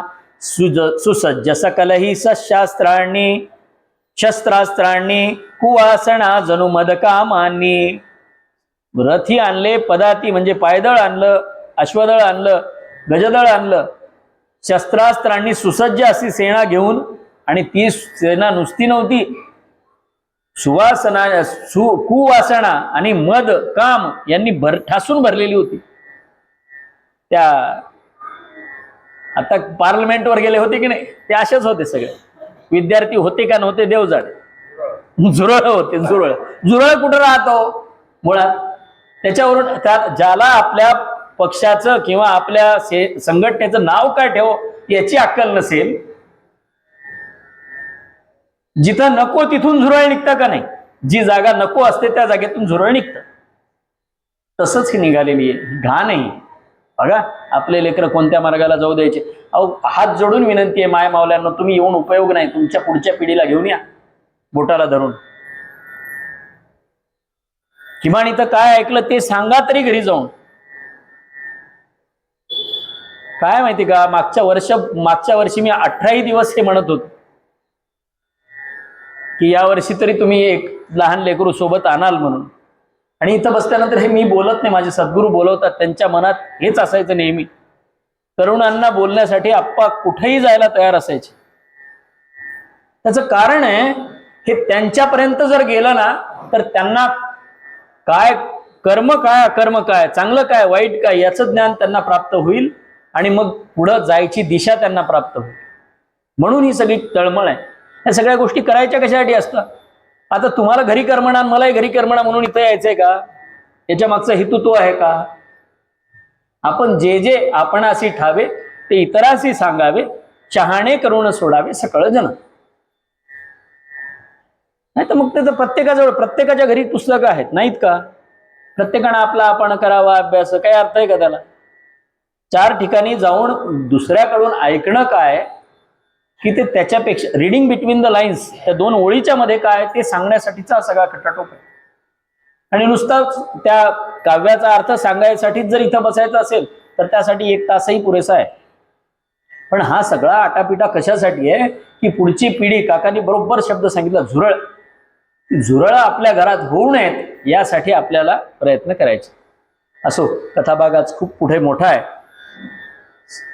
वादळात सापडता नौका, लाटांचा वर बसे तडाखा, सेनाघात तसेच वरचेवर, कंस सासरा करी मथुरेवर. हा पुन्हा पुन्हा मथुरेवर आक्रमण करायचा. सूड बुद्धीने भरला साचा, रणोत्साह उन्मत्त तयाचा, विषे माखलेली तलवार, तशीच ती तद्वृत्ती भयंकर. जशी विषात माखलेली तलवार असावी तशी याची वृत्ती होती म्हणे भयंकर. रागाचे सोडित सुस्कारे, जरासंध गरजत हा नारे, जसा कड तसा धुमा ओकित, अग्निमुखी गडगड तो पर्वत. ज्वालामुखी जसा गडगड करत अग्नी टाकतो तसा हाही ओरडत होता, आणि याच्या जवळ असणाऱ्या ज्या तोफा होत्या, जे अग्निबाण होते, ते आग ओकत होते. रामकृष्ण ही सुसज्ज झाले, येता ते परचक्र, रक्षण करिता हरी असल्यावर, होत न रोमही वक्र. जय हरी सुखकंदा. तिथं साक्षात भगवंत राखण करायला आहेत, तिथं काय अंगावरचं रोमांच सुद्धा वाकडं होणार नाही. दोन दिव्य रथ हरी सेवेस्तव, अवतरले मणिभूषित अभिनव, ध्वज गरुडांकित एकावरती, चढे तयावरती श्रीमूर्ती. दोन रथ आले आकाश मार्गानं, देवांनी पाठवले. एकावर गरुडाचं चिन्ह अंकित झालेलं होतं, त्या रथावर गरुडध्वज स्वतः त्यांनी त्या रथावर पाय ठेवला. नील शरीरी सुवर्ण वसने, मेघ खुले जणू कोमल किरणे, शारंग शरासन शोभत हाता, पाठीवरती लटके भाता. शारंग धनुष्य हातात धरलंय आणि नील शरीरी सुवर्ण वसने म्हणलंय. भगवंताच्या निळ्या शरीरावर पितांबर झळकतोय. तो कसा दिसतोय? सकाळच्या वेळेला निळं आकाश आहे आणि त्यातून सूर्याची किरण जशी बाहेर पडतायत तसं ते दिसत होतं. पाठीवरती लटके भाता, होऊन वीर श्री संचार, उग्रपणा लव नसे मुखावर, सुवर्ण कितीही जरी तापले, तप्त लोह समकधिका दिसले. याच्यासाठी जुन्या काळातली सोनाराची दुकानं, आमची जशी दुकानं आहेत नांदेडला तशी दुकानं पाहिजेत. म्हणजे वितळवलेलं सोनं कसं दिसतं ते पाहायला भेट. वितळवलेलं लोखंड आणि वितळवलेलं सोनं यात कमालीचं अंतर आहे. दोन्ही धातू वितळवलेले आहेत. यांच्यात वीरश्री संचार झालेली होती भगवंताच्या. सांगताना माझ्यासारख्याला इथे दरदर घाम येतो, पण त्यांना कुठेही त्यांच्या चेहऱ्यावर द्वेष उग्रपणा भगवंताच्या दिसत नव्हता. वीरश्री तर संचार केलेला होता. तसं होतं म्हणे, सोनं कितीही तापवलं तरी ते गोड दिसतं पाहायला, आणि लोखंड जर तापवलेलं असतं ते अंगार दिसतं, पाहवत नाही त्याच्या. बाकीचे लोक वीर जे असतात ते वीरश्री संचार झाल्यानंतर त्यांच्याकडे पाहवत नाही म्हणे, ते उग्र दिसतात. पण भगवंतांमध्ये वीरश्रीचा संचार झाल्यानंतर सुद्धा भगवंत तितकेच सुकुमार दिसत होते. ताल तरुचे चित्र तयावर, राम बसे हलमूसल गदाधर, अबद्ध मंत्रे भैरव खवळे, तसे उग्रपण धारण केले. हे तितकेच उग्र होते बलराम. ताल तरुचं आता सुद्धा आपल्याला ही अशा ध्वजाची चिन्ह जगन्नाथपुरीत पाहायला भेटतात. बलभद्राच्या रथावर तालतरूचं चित्र आजही अंकित आहे, आणि भगवंताच्या याच्यावर गरुडाचं चित्र अंकित असतं. यानं हल म्हणजे नांगरच हलधर म्हणलं जातं. तो नांगर घेतलेला मुसळ एक. आता ते रोज व्यायाम करणारे होते, ते मुद्गल हातात घेतलेलं, गदा असायची यांच्याजवळ, आणि हा साक्षात भैरव खवळून आलाय अशा उग्र रूपामध्ये बलराम होते. बगुण तया समरात कोपला, जरासंध निज चित्ती, धावत येऊन म्हणत हरीसी, धनुधरसी का हाती. जय हरी सुखकंदा. आता तो जरासंध रागानं पेटला. इतक्या याच्यामध्ये युद्धाच्या धामधुमीमध्ये तो धावत पुढे आला आणि भगवंताला म्हणतोय, धनुष्य धरतो का हातात? पिळता धरा दूध निघावे, त्या तुझ सहकामी झुंजावे, घरी मुलीसी खेळत वसजा, मज पुढं तीनच दावी गमजार. एवढा सुकुमार आहेस म्हणे की आज तुझं दूध निघल, एवढे कोमल ओठ आहेत म्हणले, मायचं पिलेलं दूध निघल, ओठ दाबले तुझे तर. आणि घरी जाय म्हणले, काही तू माझ्याशी लढण्याच्या भानगडीत पडू नको, घरी पोरींसोबत खेळत बस म्हणले सागर गोटे. कपट करोणी आपुला मामा. काय गोष्टी करतोस? कपटानं मारलास म्हणले स्वतःचा मामा माझा जावाई. वधिलासी तू स्वकरे अधमा, क्षणहीन थांबावे मज पुढती, जीवाची जर असली प्रीती. जीवाची जर प्रीती असेल तुझा जीव प्यारा असेल तर निघ म्हणलं इथून. वदे हरी उपहासून त्या ते, हरी सुद्धा त्याला उपहासून म्हणले. बाण रहित तव दिसते भाते, तुझ्या भात्यात काय बाण नाहीत का म्हणले, मला सांगायला घरी जाऊन खेळ. करी न बोलत बल असतामा, खण खण तो बग कुंभरी कामा. रिकामी घागर वाजते म्हणले खणखण, काही अर्थ नाही म्हणले, तू गप्पा मारू नकोस म्हणले, जे काय आहे ते समोर ये म्हणले युद्धाला. सहणन झाले वचा सुराते, खवळून चावी निजा धराते. रागाने शत शत फेकी शर, सेनाही करी वर्ष हरीवर. आता हा जरासंध 100 बाण एका वेळेला भगवंतावर मारायला लागला, त्याची सेना सुद्धा बाण सोडायला लागली. शूल परिगतो मर खडगांची, छुरिका बहुमुख शिली मुखांची. ही सगळी आयुधांची नावं आहेत. भीड जाहली एकच सहसा, श्याम दिसे मेघावृत रविसा. मेघानं झाकोळलेला सूर्य जसा दिसतो तसा शस्त्रास्त्रानं भगवंत झाकाळून गेले म्हणे. परिन चटिकला शोक पळावर मथुरा नर नारींचा, झाकतील किती गवती काड्या प्रखर भागवन्नीचा. म्हणे हा मथुरेतल्या लोकांना भीती वाटायला लागली, काय होईल काय नाही, पण त्यांचा शोक फार काळ टिकला नाही म्हणे. अहो गवताच्या ज्या काड्या आहेत त्या विस्त्यावर टाकल्या तर किती दिवस त्या विस्त्याला झाकतील, किती वेळ झाकतील, भडभडा पेटून उठतील. तसंच या शस्त्रांचं झालं. विफल जाहली सकल ही शस्त्रे, शब्द अनुभवा पुढती. अपूर्व विक्रम बघून चरकला, जरासंध निज चित्ती. जय हरी श्री सुखकंदा. श्रीकृष्णाच्या एकाच बाणानं काय कमाल केली बघा. जणू विफल जाहली सकल ही शस्त्रे, शब्द अनुभवा पुढती. अपूर्व विक्रम बघून चरकला, जरासंध निज चित्ती. भगवंताचा विक्रम पाहिला. श्रीकृष्णाचा एकच बाण, शतशस्त्राशी निवटी जाण. रिपुरुधिराची वाहे सरिता, शवकर चरणाये जलचरता. वैऱ्याच्या रक्ताचे पाट व्हायला लागले, त्याची नदी झाली म्हणे रक्ताची भगवंताच्या बाणामुळे. आणि यांचे तुटलेले हातपाय जे आहेत त्या रक्ताच्या नदीमध्ये जणू जलचर व्हावेत तसे ते तुटलेले हातपाय वाहत सुटले. एवढा भगवंतानं अद्भुत पराक्रम केला. चंड मेघ समयोध्ये भिडती, गरजत पुढती सरती फिरती. शस्त्रे खटकुन चमके चपला, रुधिरण जणू जलवर्ष जहाला. आता हे योद्धे एकमेकावर धडकायला लागले. एखाद्याचा रथ पुढे जावा, एखाद्याचा रथ त्याच देशानं यानं पुढे आल्यामुळे तितकाच मागं जावा. शस्त्राला शस्त्र लागल्यानंतर विजा चमकल्यासारखा भास निर्माण व्हायचा आणि रक्त नाही, जणू रक्ताचा पाऊस पडतोय असं चित्र त्या ठिकाणी निर्माण झालं. घायाळांचे ते चित्कार, वीरांचे हुंकार भयंकर. गरज घोर हो एकच साचा, तये तडकला घुमटन भाचा. प्रेतांचा खच पडेच हुकडे, फिरू लागली नभी गिधाडे. तुंबळ झाले रणया परिते, हर्ष वाटला विजय श्रीते. त्या विजयाला सुद्धा आनंद व्हावा असं भगवंतानं काही युद्ध केलं.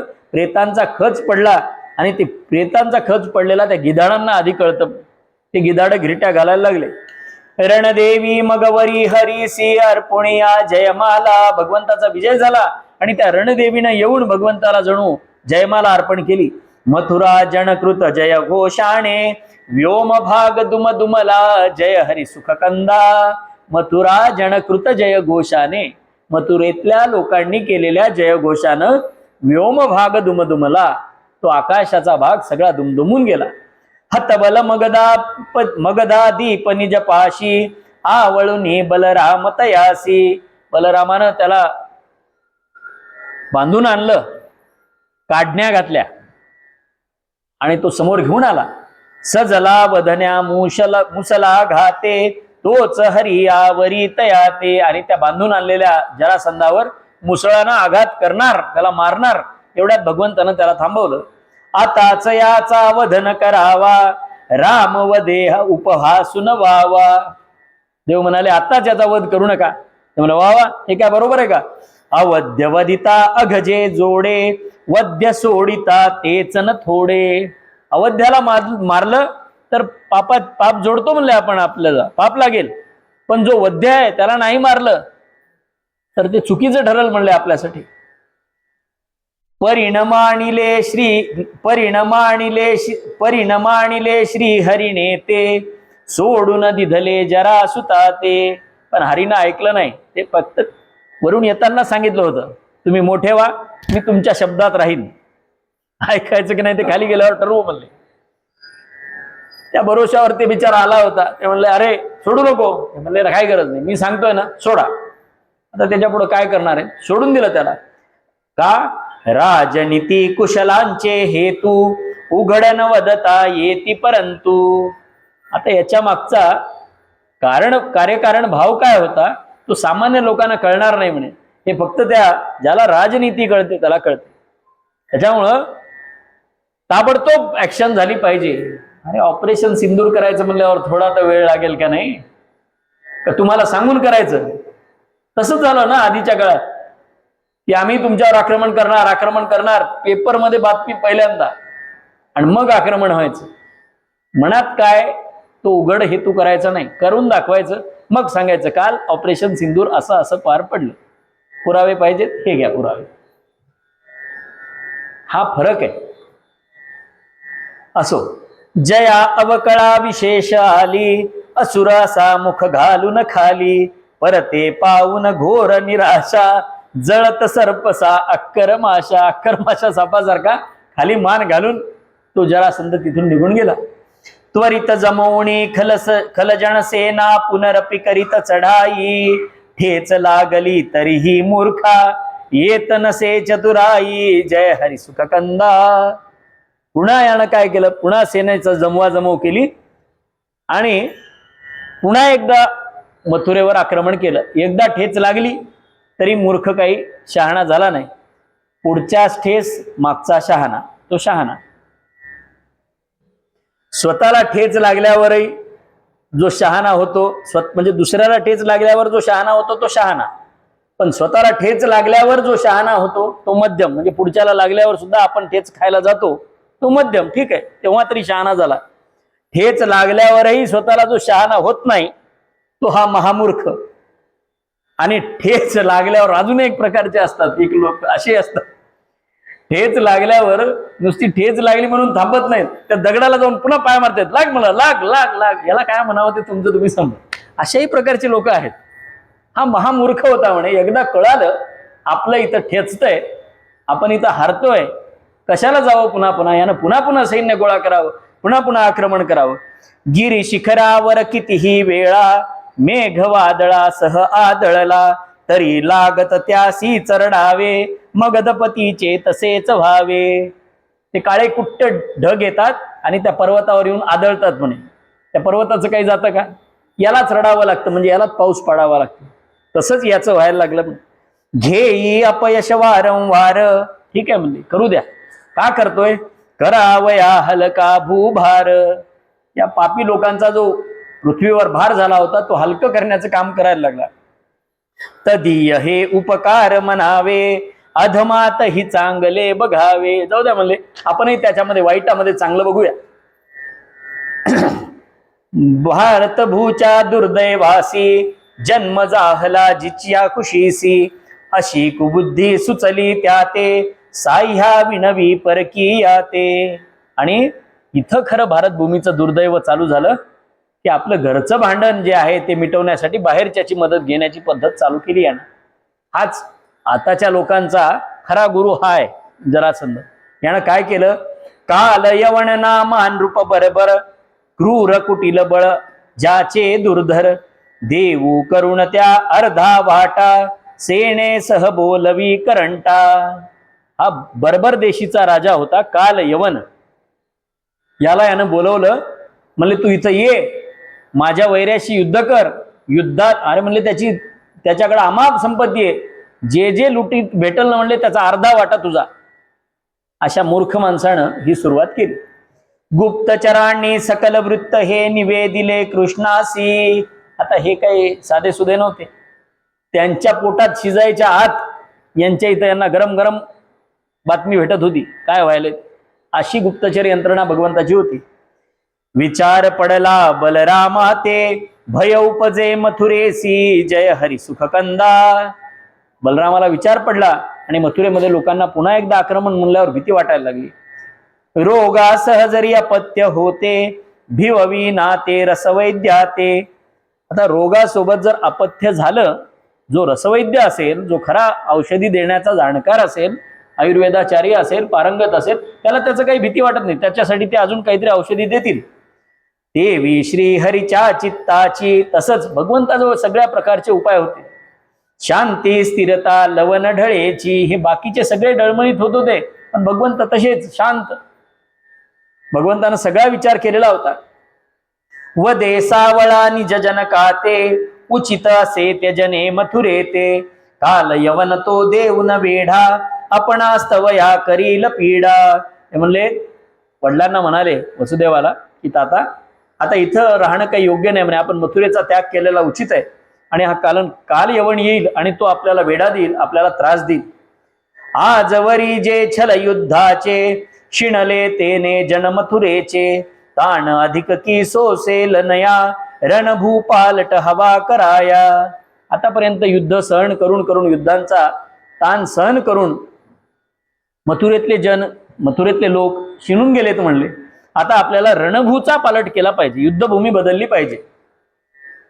तर काय केलं पाहिजे? मी तयारी सगळी केली आहे म्हणले. अपर दिशेसी सिंधू तटावर रचावया मी कथिले सेपुर. त्वष्ट्याने सहजी या वेळी असेल रचना समाप्त केली. त्या पश्चिम दिशेला, अपर दिशेला मी समुद्राच्या काठावर एका पुरीची रचना करायला त्वष्ट्याला सांगितलं होतं म्हणे. आजपर्यंत त्यानं त्याचं काम केलेलं असेल. म्हणून सकल यादवास घेऊन तुम्ही त्वरित जा तिकडे. इकडे मी या यवन मदाचे सहज करीन शत तुकडे. जय हरी सुखकंदा. तुम्ही काय करा, या यादवांना घेऊन सगळ्यांना तुम्ही त्या नगरीमध्ये जा.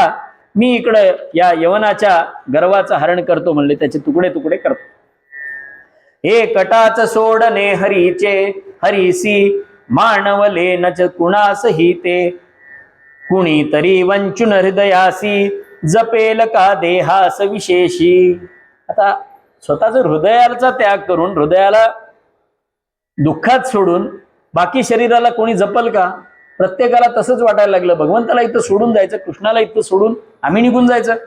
पण भगवंतानं समजावून सांगितलं, परिहरिणे चतुरवचाने राजकारणी व्यवहाराने समजविले त्या रद्गत आपुले मथुरेतून मग सर्व निघाले. मग सगळेजण तयार झाले भगवंतानं समजावून सांगितल्यानंतर, आणि मथुरेवरून त्या पुण्य पावन अशा द्वारका नगरीमध्ये ते जायला निघाले. आता ती द्वारका कशी होती त्याचं वर्णन केलंय.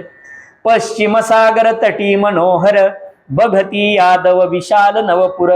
दशयोजन विस्तार जयाचा विष्णुलोक ये भूवरसाचा. साक्षात विष्णुलोक भूमीवर आलाय असा भास तिथं होता.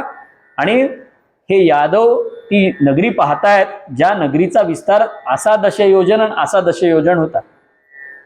इंद्र गर्व परिहार करी हरी भय सरले मग कनकगिरीवरी.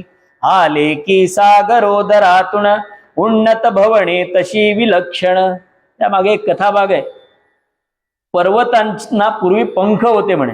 मग ते पर्वत काय करायचे, कुठेही उडायचे आणि कुठेही जाऊन बसायचे. मग त्याचा त्रास व्हायला लागला.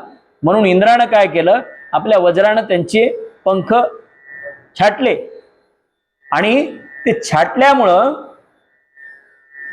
पर्वत दडले. काही पर्वत समुद्रामध्ये जाऊन दडले, सागराच्या उदरामध्ये. आणि जणू त्या सागरात दडलेले पर्वत आज का बाहेर आले आपण पाहिलं. त्या दिवशी भगवंतानं इंद्राच्या गर्वाचा परिहार केला. म्हणले आपण जिंकलो, आता आपली बाजू पक्की झाली. आणि भगवंताच्या हिमतीवर या पर्वतांनी समुद्रातून बाहेर डोके काढले का काय. अशी उंच उंच भवनं होती म्हणे, पर्वतासारखी. इतकी विशाल भवनांची निर्मिती त्या द्वारकेमध्ये झालेली होती. आणि त्या द्वारका नगरीच्या बाजूला पहारा कोण देत होतं. शैल रैवतक करी पहारा जारवी दे कांचन कर भारा. कड दुसरी सागर संरक्षी पिताज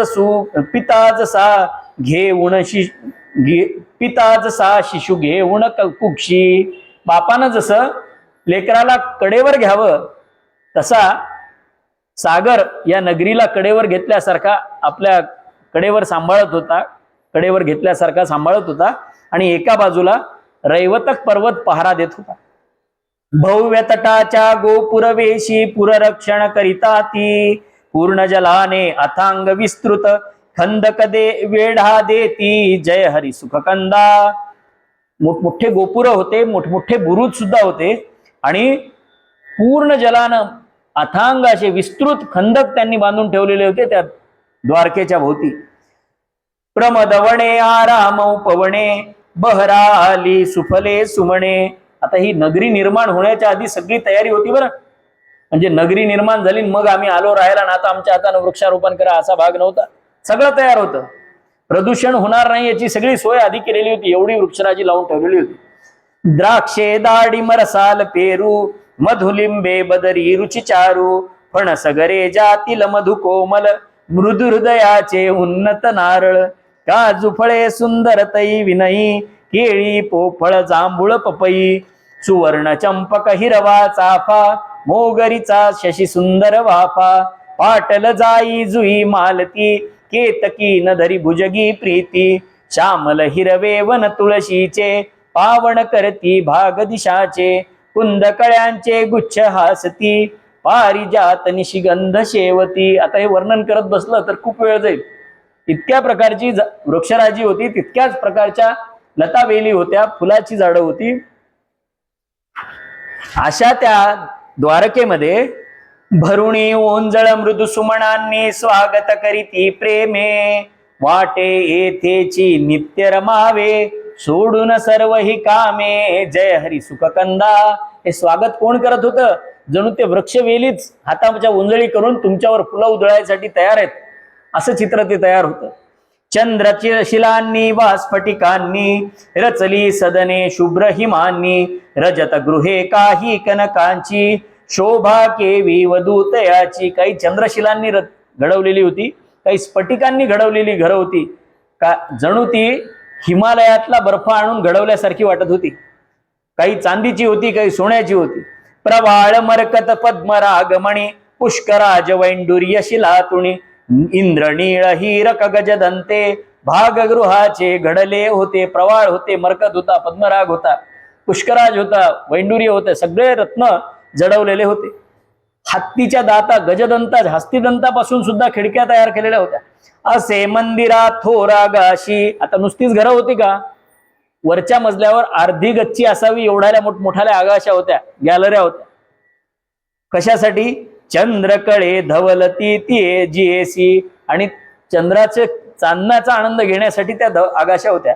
सभोवताली डुलते उपवन तीर्थ सुखाचे परिमल सेवण विहार करण्या जली दीर्घिका. दीर्घिका म्हणजे 12 पायऱ्या असलेली विहीर किंवा आजकालच्या भाषेत सांगायचं तर जली विहार करण्यासाठी स्विमिंग पूल होते तयार. कलहंसाजी रुचे भाऊका निशांत उज्ज्वल अवरोधास्तव विनयन सोडी अनिल जिथे लव. वारा होता पण स्वतःची मर्यादा सोडत नव्हता, मंद वाहत होता. मंगल चित्रे प्रवेशदारी कोरियली रत्नानी पडदे सुंदर मौतिक मंडित रुळती खिडक्यावरुणी जय हरी सुखकंदा. आज जर ती द्वारका असते ना तर जगातली 7 आणि 8 आणि आश्चर्य सांगायचं काहीच गरज नव्हती. ती एकमेव द्वारका, जगातलं एकमेवा द्वितीय आश्चर्य म्हणा का काय म्हणा ते असलं असतं. आपण ती थोडी त्या संगमरवरावर केलेली नक्षी जगातल्या 7 आश्चर्यापैकी एक प्रेमाचं प्रतीक म्हणून तिथं जाऊन बसतो. खरी द्वारका आहे आश्चर्य. अखंड यौवन की सुरयुवती पुष्पवाटिका ऐशा भवती प्रसन्न भासे हरम्यतयासी पती प्रियेच्या जणुकर पाशी. काय वर्णन आहे. ही पुष्पवाटिका जणू सुरयुवती देवांगणा असावी आणि हरम्य म्हणजे जो राजमहाल आहे त्या पुष्पवाटिकेतला तो तिचा नवरा शोभावा इतकं सुंदर ते दृश्य होतं. कुंजलताचे करीती शीतल भास्कर तेजा दाहक उज्ज्वल रमणीचे स्मित हस्या पाहुण संतापन का जाई वितळून धारा यंत्रे सहस्र लोचन करीती सुरभित जलाभिषिंचन थुई थुई नर्तन जलबिंदूचे विलसित अवखळ रम्य शिशूचे. धारा यंत्र म्हणजे कारंजे. कारण जे थुई नाचत होते, जलबिंदूंचं सिंचन करत होते, सरोवरी कलरव हंसाचा, सुगंध तेवी अरविंदाचा, जळ निर्मळ सुंदरा आकृती, मन विसरे निज चंचल वृत्ती. आणि हे सगळं पाहून मन आपली चंचल वृत्ती विसरून जात होतं, स्थिर होत होतं मन. नियमबद्ध रचना नगरीची रेखीव सर्व ही होते, विचित्रता सारखेपणासह मिरवे धरुणी हाते, जय हरी सुखकंदा. सगळं काही रेखीव होतं, रचना प्लॅन्ड सिटी, पण विचित्रपणा होता आणि सारखेपणा सुद्धा होता, सुसंगतता होती. नाही तर आजकालच्या प्लॅन्ड सिटी म्हणजे त्या घराचा नंबर माहीत असल्याशिवाय तुम्हाला कसाच ते घर सापडत नाही. सगळी घरं सारखी इथून तिथून. आमच्याच क्वार्टरला आल्यावर तसंच होते, सगळे घरं सारखे, कोणतं घर कोणाचं आहे काही कळायला मार्ग नाही. पण हे तसं नव्हतं. जिथं पाहिजे तिथं विचित्रपणा होता, जिथं पाहिजे तिथं सुसंगतता होती. अशी सुसंगती साधलेली होती सारखेपणाची आणि विचित्रतेची. सुरेख सम विस्तृत रुजू वीथी. आता सुरेख होते, सम होते, खड्डे नव्हते, विस्तृत होते, 4 पदरी रस्ते होते, रुजू होते, चांगले रस्ते होते, ज्या रस्त्यानं चालताना सुद्धा पथिकाला आनंद व्हायचा. विथी म्हणजे रस्ते. सुजन गतीची जणुकी साथी, अशोक चंपल बकुळ रसाळी, शीतल छत्रे जीवरी धरली. बरोबर आता आम्ही तिकडचा अभ्यास करतो म्हणून जे रोड ॲव्हेन्यू ट्री आहेत बरोबर आपण तेवढेच तिथे लिहिलेले आहेत. रस्त्याच्या बाजूला झाडं कोणती लावावीत? अशोक चंपळ बकुळ रसाळी. अशोक लावावा, चंपक लावावं, बकुळ लावावा. एकतर 12 महिने सावली असते आणि कालानुरूप त्यांना फुलं येत राहतात. बहुध वस्तूंनी भरलेल्या पण्यविथिका गजबजलेल्या. पण्यविथिका म्हणजे बाजारपेठा. जगातल्या सगळ्या वस्तू त्या बाजारपेठामध्ये होत्या. देश देशच्या कुशलपणाचे सार्थक होई इथेच साचे. आणि हे सांगतात की इथं काही नव्हतं म्हणे, आम्ही इथं आलो म्हणून हा देश प्रगत झाला.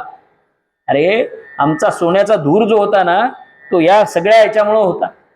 आमच्या बाजारपेठा इतक्या संपन्न होत्या म्हणून तुम्हाला इथं सोनं आणून ओतावं लागायचं. आम्ही काय आमच्या इथून सोनं काढत नव्हतो, तुमचंच सोनं आमच्या इथं बाजारपेठांमधून येत होतं म्हणून आमच्या इथं सोन्याचा धूर निघत होता. अशी ही द्वारका. काय विकल्या जात होतं? बहुमोलाची सुंदर वस्त्रे, सूक्ष्म रेशमी मृदुल विचित्रे, दागदागिने नवरत्नांचे, गुजरीतून जणू वैभवनाचे. बाजार हा उर्दू शब्द आहे, गुजरी हा खरा शब्द आहे आपला. त्या गुजरींमधून हे वैभव नित्य नूतन असं दिसत होतं. क्रीडोद्याने सुरचित जैसी नंदनवनीचा गाभा, चौक मनोहर विशाल येथे वाढविती पुरशोभा, जय हरी सुखकंदा. मध्ये मध्ये क्रीडेसाठीची उद्यानं होती, काही स्टेडियम्स होते, मोठमोठे चौक होते. पुढचा विचार करून ट्रॅफिक वाढल्यानंतर वाहनं वळाली पाहिजे, नाही तर आपला चौक एवढा असतो आणि नंतर मग पाडा घरं. तसं काही करायचं काम पडलं नाही कधीच. द्वारेचे या यथार्थ वर्णन. बस झालं म्हणे, किती वर्णन करू. करण्यासी दुर्बल मम आनन, इच्छे मधुनी भगवंताचे प्रकट जाहले रूपतीयेचे. काय वर्णन करावं म्हणे, भगवंताच्या इच्छेतून जी निर्माण झाली आहे तिचं वर्णन मुखानं करू तरी काय. रमले यादव वैभवशाली, राजराजपद मानून खाली, सुखान्युन्नता नवती काही, गणसिद्धीचा राबत राई. साक्षात सिद्धीच तिथं राबायला लागली. यांना कशाची कमतरता होती? यादव आनंदानं रमले तिथं. मथुरे आणि भगवंत तिकडे.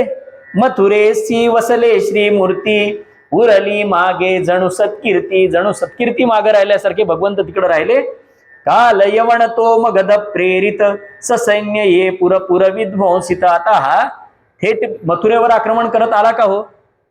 यांची पद्धतच फार त्या अफजल खानापर्यंत हीच पद्धत होती.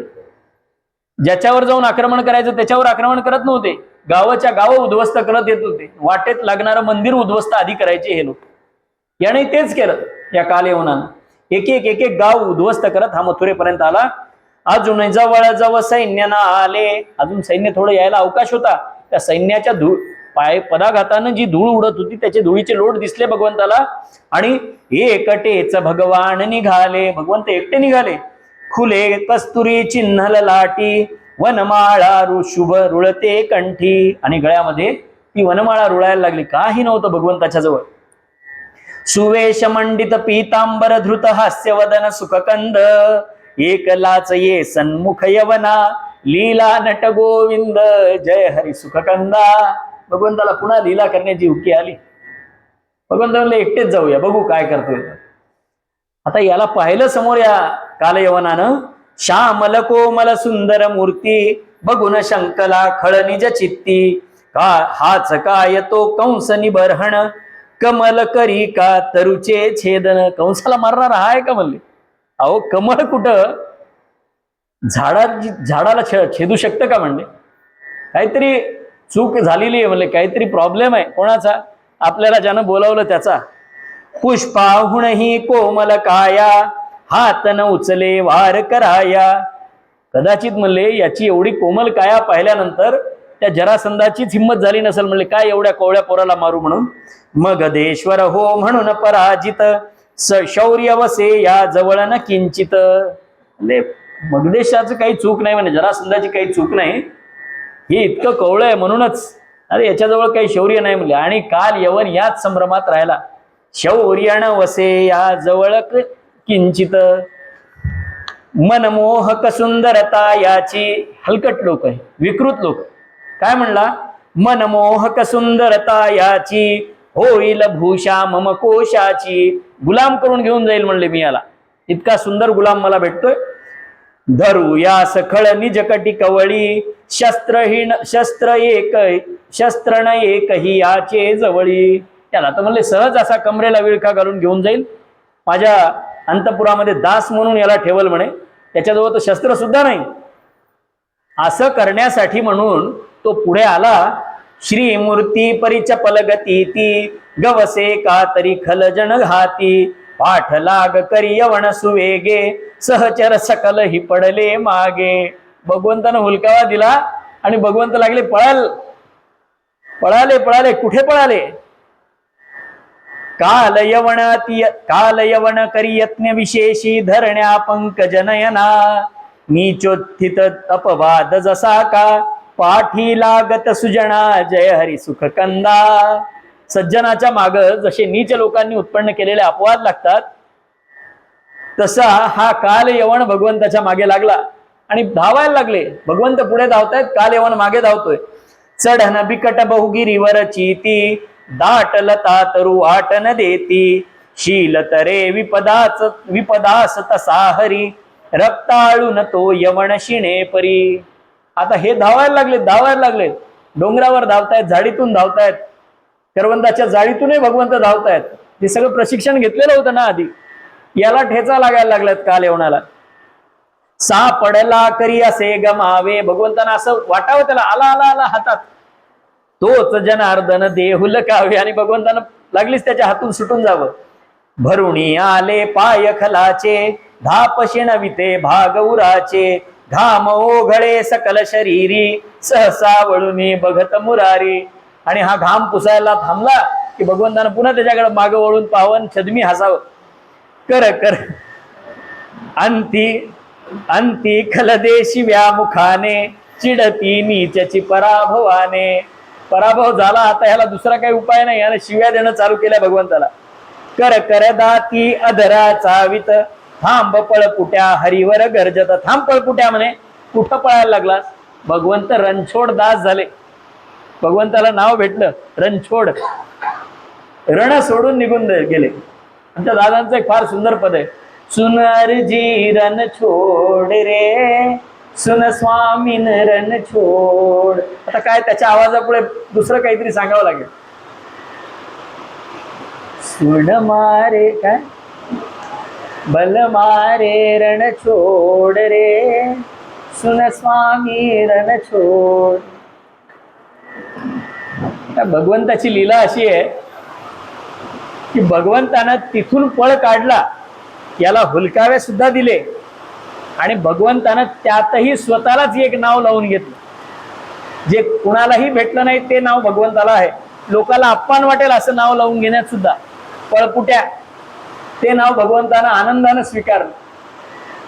करी धडपड बळपणास लावून, तरी न करी गवसे मनमोहन. खूप धडपड केली पण भगवंत काही हाती गवसले नाहीत. आणि भगवंतानं काय केलं, त्याच्यासाठी राजकर्त्याला इतिहास पूर्ण माहित पाहिजे. आपल्या राज्याच्या आसपास काय काय आधी घडलेलं आहे हे सगळं जर माहित असेल तर पुढचं नियोजन करता येतं. भगवंताला सगळं माहित होतं. बघता बघता श्रीहरी अंती गुहेत क्या शिरला लपला आपण मुचकुंदासी पांघरुणी निजशेला जय हरी सुखकंदा. भगवंत त्या गिरिकुहरामध्ये असणाऱ्या एका गुहेमध्ये शिरले आणि शिरत असताना पाऊस जोराचा नाहीये, पत्रे वाजतायत, बाकी काही काळजी करू नका, जाता येईल सगळ्यांना घरी. आपली कथा संपली की थांबणार आहे, मला सांगितलं आत्ताच थांबणार म्हणून. भगवंतानं त्या गुहेमध्ये मुचकुंद नावाचे एक ऋषी, एक महात्मा ध्यान लावून निद्रा अवस्थेमध्ये होते. आणि भगवंतानं आपल्या अंगावरचा शेला काढला आणि त्या निद्रिस्त अशा मुचकुंदाच्या अंगावर पांघरला आणि गुहेच्या आतल्या भागात जाऊन भगवंत लपून उभे राहिले. चित्रात दिसतंय तुम्हाला ते सगळं. आता हा मुचकुंद होता कोण? त्या दिवशी तो मांधाता सांगितला होता ना, इक्ष्वाकूचा मुलगा, त्या मांधात्याचा हा मुलगा होता. नृप इक्ष्वाकूचा वंशज मांधात्याचा विजयी आत्मज अमरास्तव निवटुनी दानवा दीर्घकाल घे येथ विसावा. त्यावेळेस त्रेतायुगाच्या आरंभी त्यानं इंद्राला राक्षसांसोबतच्या युद्धामध्ये मदत केली होती. आणि राक्षसांसोबत इंद्राचं जे युद्ध झालं त्यामध्ये इंद्राला विजय मिळवून या मुचकुंदानं दिला होता. मग आता इंद्र प्रसन्न झाला आणि इंद्रानं त्याला आशीर्वाद दिला. म्हणले वर माग. ते म्हणले देवा थकलोय, मला विश्रांती घ्यायची आहे, मला कोणी उठवणार नाही असा मला वर द्या. जो उठवेल तो मला, मी त्याच्याकडे पाहता क्षणी तो भस्म होईल, म्हणजे मला कोणी उठवायला येणार नाही म्हणले. आणि मी उठलो की उठल्याबरोबर मला भगवत दर्शन व्हावं असा आशीर्वाद द्यावा. काय मागावं म्हणजे निद्रा सुद्धा मागावी तर समाधीसारखी मागावी. त्या समाधीनंतर पुढची अवस्था तपश्चर्येसारखी मागावी. त्यानंतर जी पुढची अवस्था केवळ भगवत दर्शन, असं वरदान त्यानं मागितलं. इंद्रदेवानं तथास्तु असं वरदान दिलं त्याला. आणि हे भगवंताला सगळं माहित होतं. हा इतिहास भगवंताला माहित होता म्हणून भगवंत बिनचूकपणे त्याच गुहेत गेले आणि मुचकुंदाच्या अंगावर आपला शेला पांघरला. आता हा धावत पळत त्या गुहेमध्ये भगवंताच्या मागून शिरला. कोण? कालयवन. आणि त्या कालयवनानं काय पाहिलं तर अरे आपल्याला पळवत पळवत इथवर आणलं आणि हा बेटा इथं झोपलाय म्हणे शेला पांघरून. लाथ हाणिता यवण मदांध मुचकुंदा समजून मुकुंद जागृत पाही जै निज दृष्टी राख जाहला खलतीन चिमटी. आणि त्यानं रागानं त्या झोपलेल्या मुचकुंदाला मुकुंद समजून लाथ मारली आणि मुचकुंदाने डोळे उघडले. तत्क्षणी 3 चिमटी राग झाला म्हणे जळून. तो फक्त 3 चिमटी. हे कशामुळे झालं? शाप बाधले निरागसांचे अश्रू पेटले पतिव्रतांचे आज उद्या परी अवश्य येते पापाचे कटुफल उदयाते. काही गरज होती का? नको ते काम करायला आला. इथं येताना निरागस लोकांचे शाप घेत आला, मारत आला, त्यांना पतिव्रतांचा तळतळाट घेतला म्हणे त्या पापाचं फळ त्याला इथं लाभलं. चकित करीत भूपास अंतरी प्रकटे यदुकुल दीप पुढारी उमज पडत ना मुचकुंदा प्रत स्वप्न दिसेवा आहे जागृत. आता हे सगळं प्रकरण झालं पण मुचकुंद स्वतः चकित झाले. ते समोर कोण उभं आहे आणि ज्याच्याकडे मी पाहिलं तरी काही होत नाहीये. स्वप्न आहे का जागा आहे म्हणले मी, नेमकं काय होतंय? त्याने विचारलं भूलोकी वा सुरलोकी मी अतली अवतरलोकी गोंधळुनी नृप आणि मिशनयनी वरी वरी हरी सविलोकी जय हरी सुखकंदा. म्हणले मी भूलोकात आहे का सुरलोकात आहे, अतली आहे का पाताली आहे, कुठे आहे, मला नेमकं झालंय तरी काय? आणि तो गोंधळून पुन्हा पुन्हा भगवंताच्या मुखाकडे पाहतोय. कोण यक्ष गंधर्व म्हणे नृप का फळास अथवा आले मत्तप. कोणी यक्ष गंधर्व आहेस का माझं फळ या तपाचं जे फळ होतं ते मला प्राप्त झालंय. असामान्य रमणीय रूप हे मानव सुर असुरातील नोहे. तू देवामध्ये सुद्धा तुझ्यासारखा कोणी पाहिला नाही म्हणले, असुरामध्ये सुद्धा पाहिला नाही, मानवामध्ये सुद्धा पाहिला नाही. असा षडगुण ऐश्वर्य संपन्न कोण आहेस पंढरीनाथा? तू सांग म्हणले कोण आहेस? दीप्त तेज रवीचे आल्हादक भावे त्या परी दिसते कौतुक. विष अथवा श्रमयांच्या वाचून झरे अमृत तव मधुहास्यातून. अहो त्या समुद्र मंथनाच्या वेळेसही श्रम तर झाले म्हणले, पण आधी विष सुद्धा भोगावं लागलं. ते काहीही न होता मधुहास्यातून तुझ्या अमृत झडतंय. असा तू आहेस तरी कोण? गत चंचलता श्रीची कांती तुझे पद नखी सामावलिती. चरणतलाच्या स्पर्शाने तव गमे रम्यता उशेसा बिणव. तिची चंचलता गेली म्हणे श्रीची. लक्ष्मी स्थिर झाली, स्थिर लक्ष्मी कुठं झाली? तुझ्या पदनखावर जी सामावली ती लक्ष्मी केवळ तुझ्या पदनखाची बरोबरी करू शकेल म्हणे, त्याच्या पुढे नाही. ती तिथे येऊन स्थिर झाली. चरणतलाच्या स्पर्शाने तव गमे रम्यता उशेस अभिनव. ती उषा सुद्धा अभिनव होईल तुझ्या चरणाकडे पाहिल्यानंतर. भगवण तव दर्शन सौभाग्ये कृतार्थ झाली मम बहिरंगे. माझं बहिरंग तर कृतार्थ झालं म्हणे. अंतर पावन व्हाया श्रवणी पडो गिरा मधुविणवी चरणी. माझं अंतर पावन होण्यासाठी तुझ्या मुखातून काही शब्द माझ्या कानात पडू दे म्हणे, कानावर पडू दे. आणि ते तुझ्या या मधुर अशा वचनातून येणारा अमृत माझ्या कानातून आत गेल्यानंतर, मी त्या श्रवणेंद्रियानं त्याचं पान केल्यानंतर माझं अंतर पावन होईल. असं म्हणून त्यानं भगवंताच्या चरणावर मस्तक ठेवलं. वदुना से शिर नमवून ठेला आदर भरित मनाने. मधुसूदन निज वरद कराणे स्पर्शित त्या प्रेमाने. जय हरी सुखकंदा. भगवंतानं आपला वरद कर त्याच्या मस्तकावर फिरवला. स्रवे मधुरतम गिरा हरीची हो पुलकित तणु मुचकुंदाची. आणि भगवंताच्या मुखातून शब्द उमटले आणि हा पुलकित झाला. शयनोत्थित यद्दर्शन व्हावे आस वाहिली तुझी आजीवे. तुला झोपेहून जाग झाल्यानंतर ज्याच्या दर्शनाची आस होती तोच मी म्हणले. बस एवढं भगवंतानं सांगितलं. तोच असे मी वसुदेवात्मज जनन घडे मृदू किरण कुली मज. तो वसुदेवाचा आत्मज असा मी आहे आणि माझा जन्म चंद्रवंशात झालाय म्हणे. मृदू किरण कुली, ज्याचे किरण अतिशय मृदू आहेत अशा चंद्राच्या वंशामध्ये माझा जन्म झालाय. एवढं भगवंत बोलले. भाषण या परिकरिता देवे आनंदन नृप हृदयी समावे. आठही सात्विक भाव उदेले गमे सुकृत गण फळास आले. पदी ठेवणी शिरविनयाने अपार केले स्तवण नृपाणे. आणि काय मागितलं त्यानं? रसना वदो तव रसना नवदो तव नामाविन तव पद युगली सतत रमो मन. प्रेम विपुल दे दुजे नको मज प्रसन्न झाला मणी अधोक्षज. माझी जी वाणी आहे ती केवळ तुझ्या नामामध्ये रत राहो, त्याच्याशिवाय दुसरं काहीही माझ्या रसनेवर येऊ नये. तुझ्या पदयुगलांवर माझं मन सतत रमून राहावं. आणि तुझं प्रेम, काय मागितलं आशीर्वाद? तुझं प्रेम विपुल दे म्हणले मला, बाकी काही नको देवा. आणि भगवंत प्रसन्न झाले. भगवंताला सुद्धा ह्याच अपेक्षा असतात, हेच मागावं. भगवंताला काय मागावं तर हे मागावं आणि ते तात्काळ प्रसन्न होणारे. भगवंत म्हणाले तथास्तु भूपा मिळेल तुझसी अनपायिनी सुभक्ती. मत्सायुज्या येशील अंती बोलत करुणामूर्ती. जय हरी सुखकंदा. तथास्तु म्हणले राजा, तुला अविचल स्थिर निरंतर एकनिष्ठ निर्मळ अशी अनपायिनी भक्ती तुला प्राप्त होईल.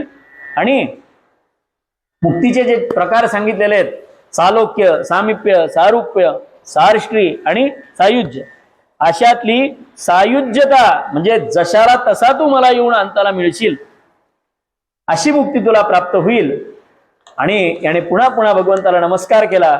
नमुन नमुन पुन्हा श्री जगदीशासी येत सरळ नृप हिमालयासी यवण चमूचे करू निर्दालन परते पुनरपी पदनत पावन यमा करी यवणा सोपुणी निघे द्वारके यदुकुल तरणी. त्याचा नाश झाला सगळ्या यवनांचा आणि भगवंत पुन्हा द्वारकेला यायला निघाले.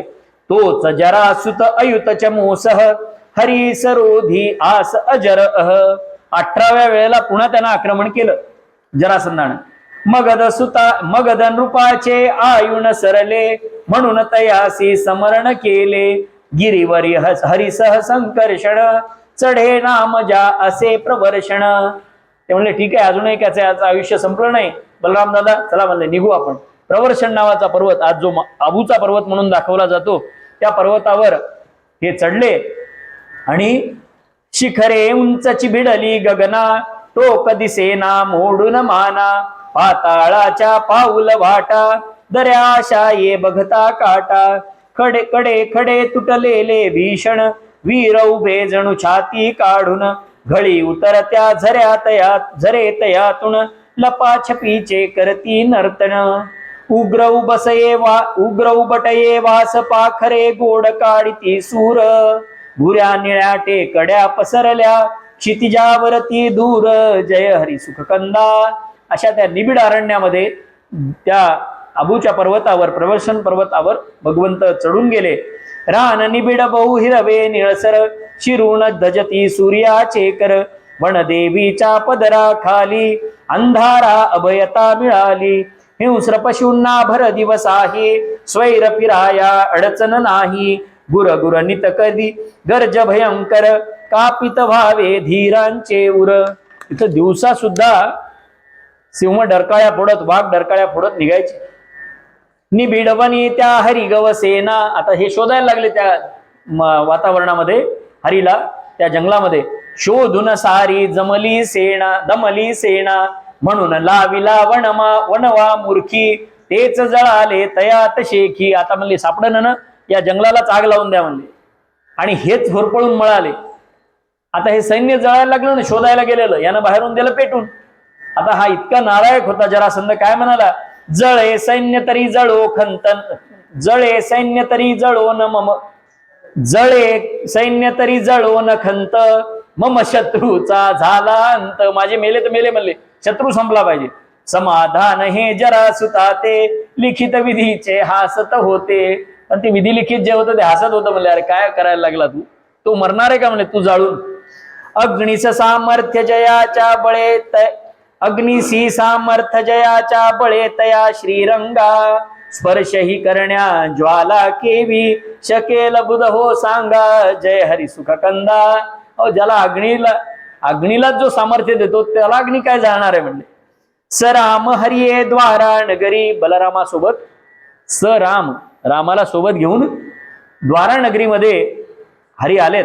सुखावली मग पुरी अंतरी सुंदर ते ये तेज निराळे जसे कांत सुख सेवित बाले. जसा नवरा आल्यानंतर बाईला आनंद व्हावा तसा त्या द्वारकेला श्रीकृष्ण तिथं आल्यानंतर आनंद झाला.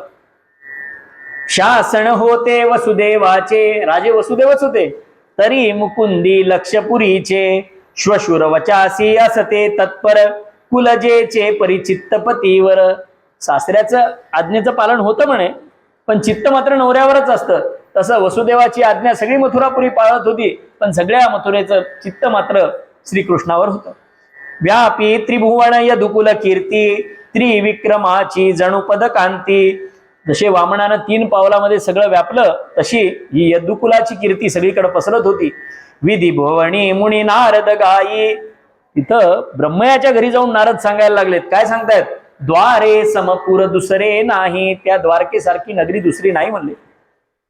विशाल उत्सुका बोध सुंदर वेडी तसे ती जसी रत्नाकर निज कोशातील हीरक मोती उधळी तिजवर निर्मळ राती.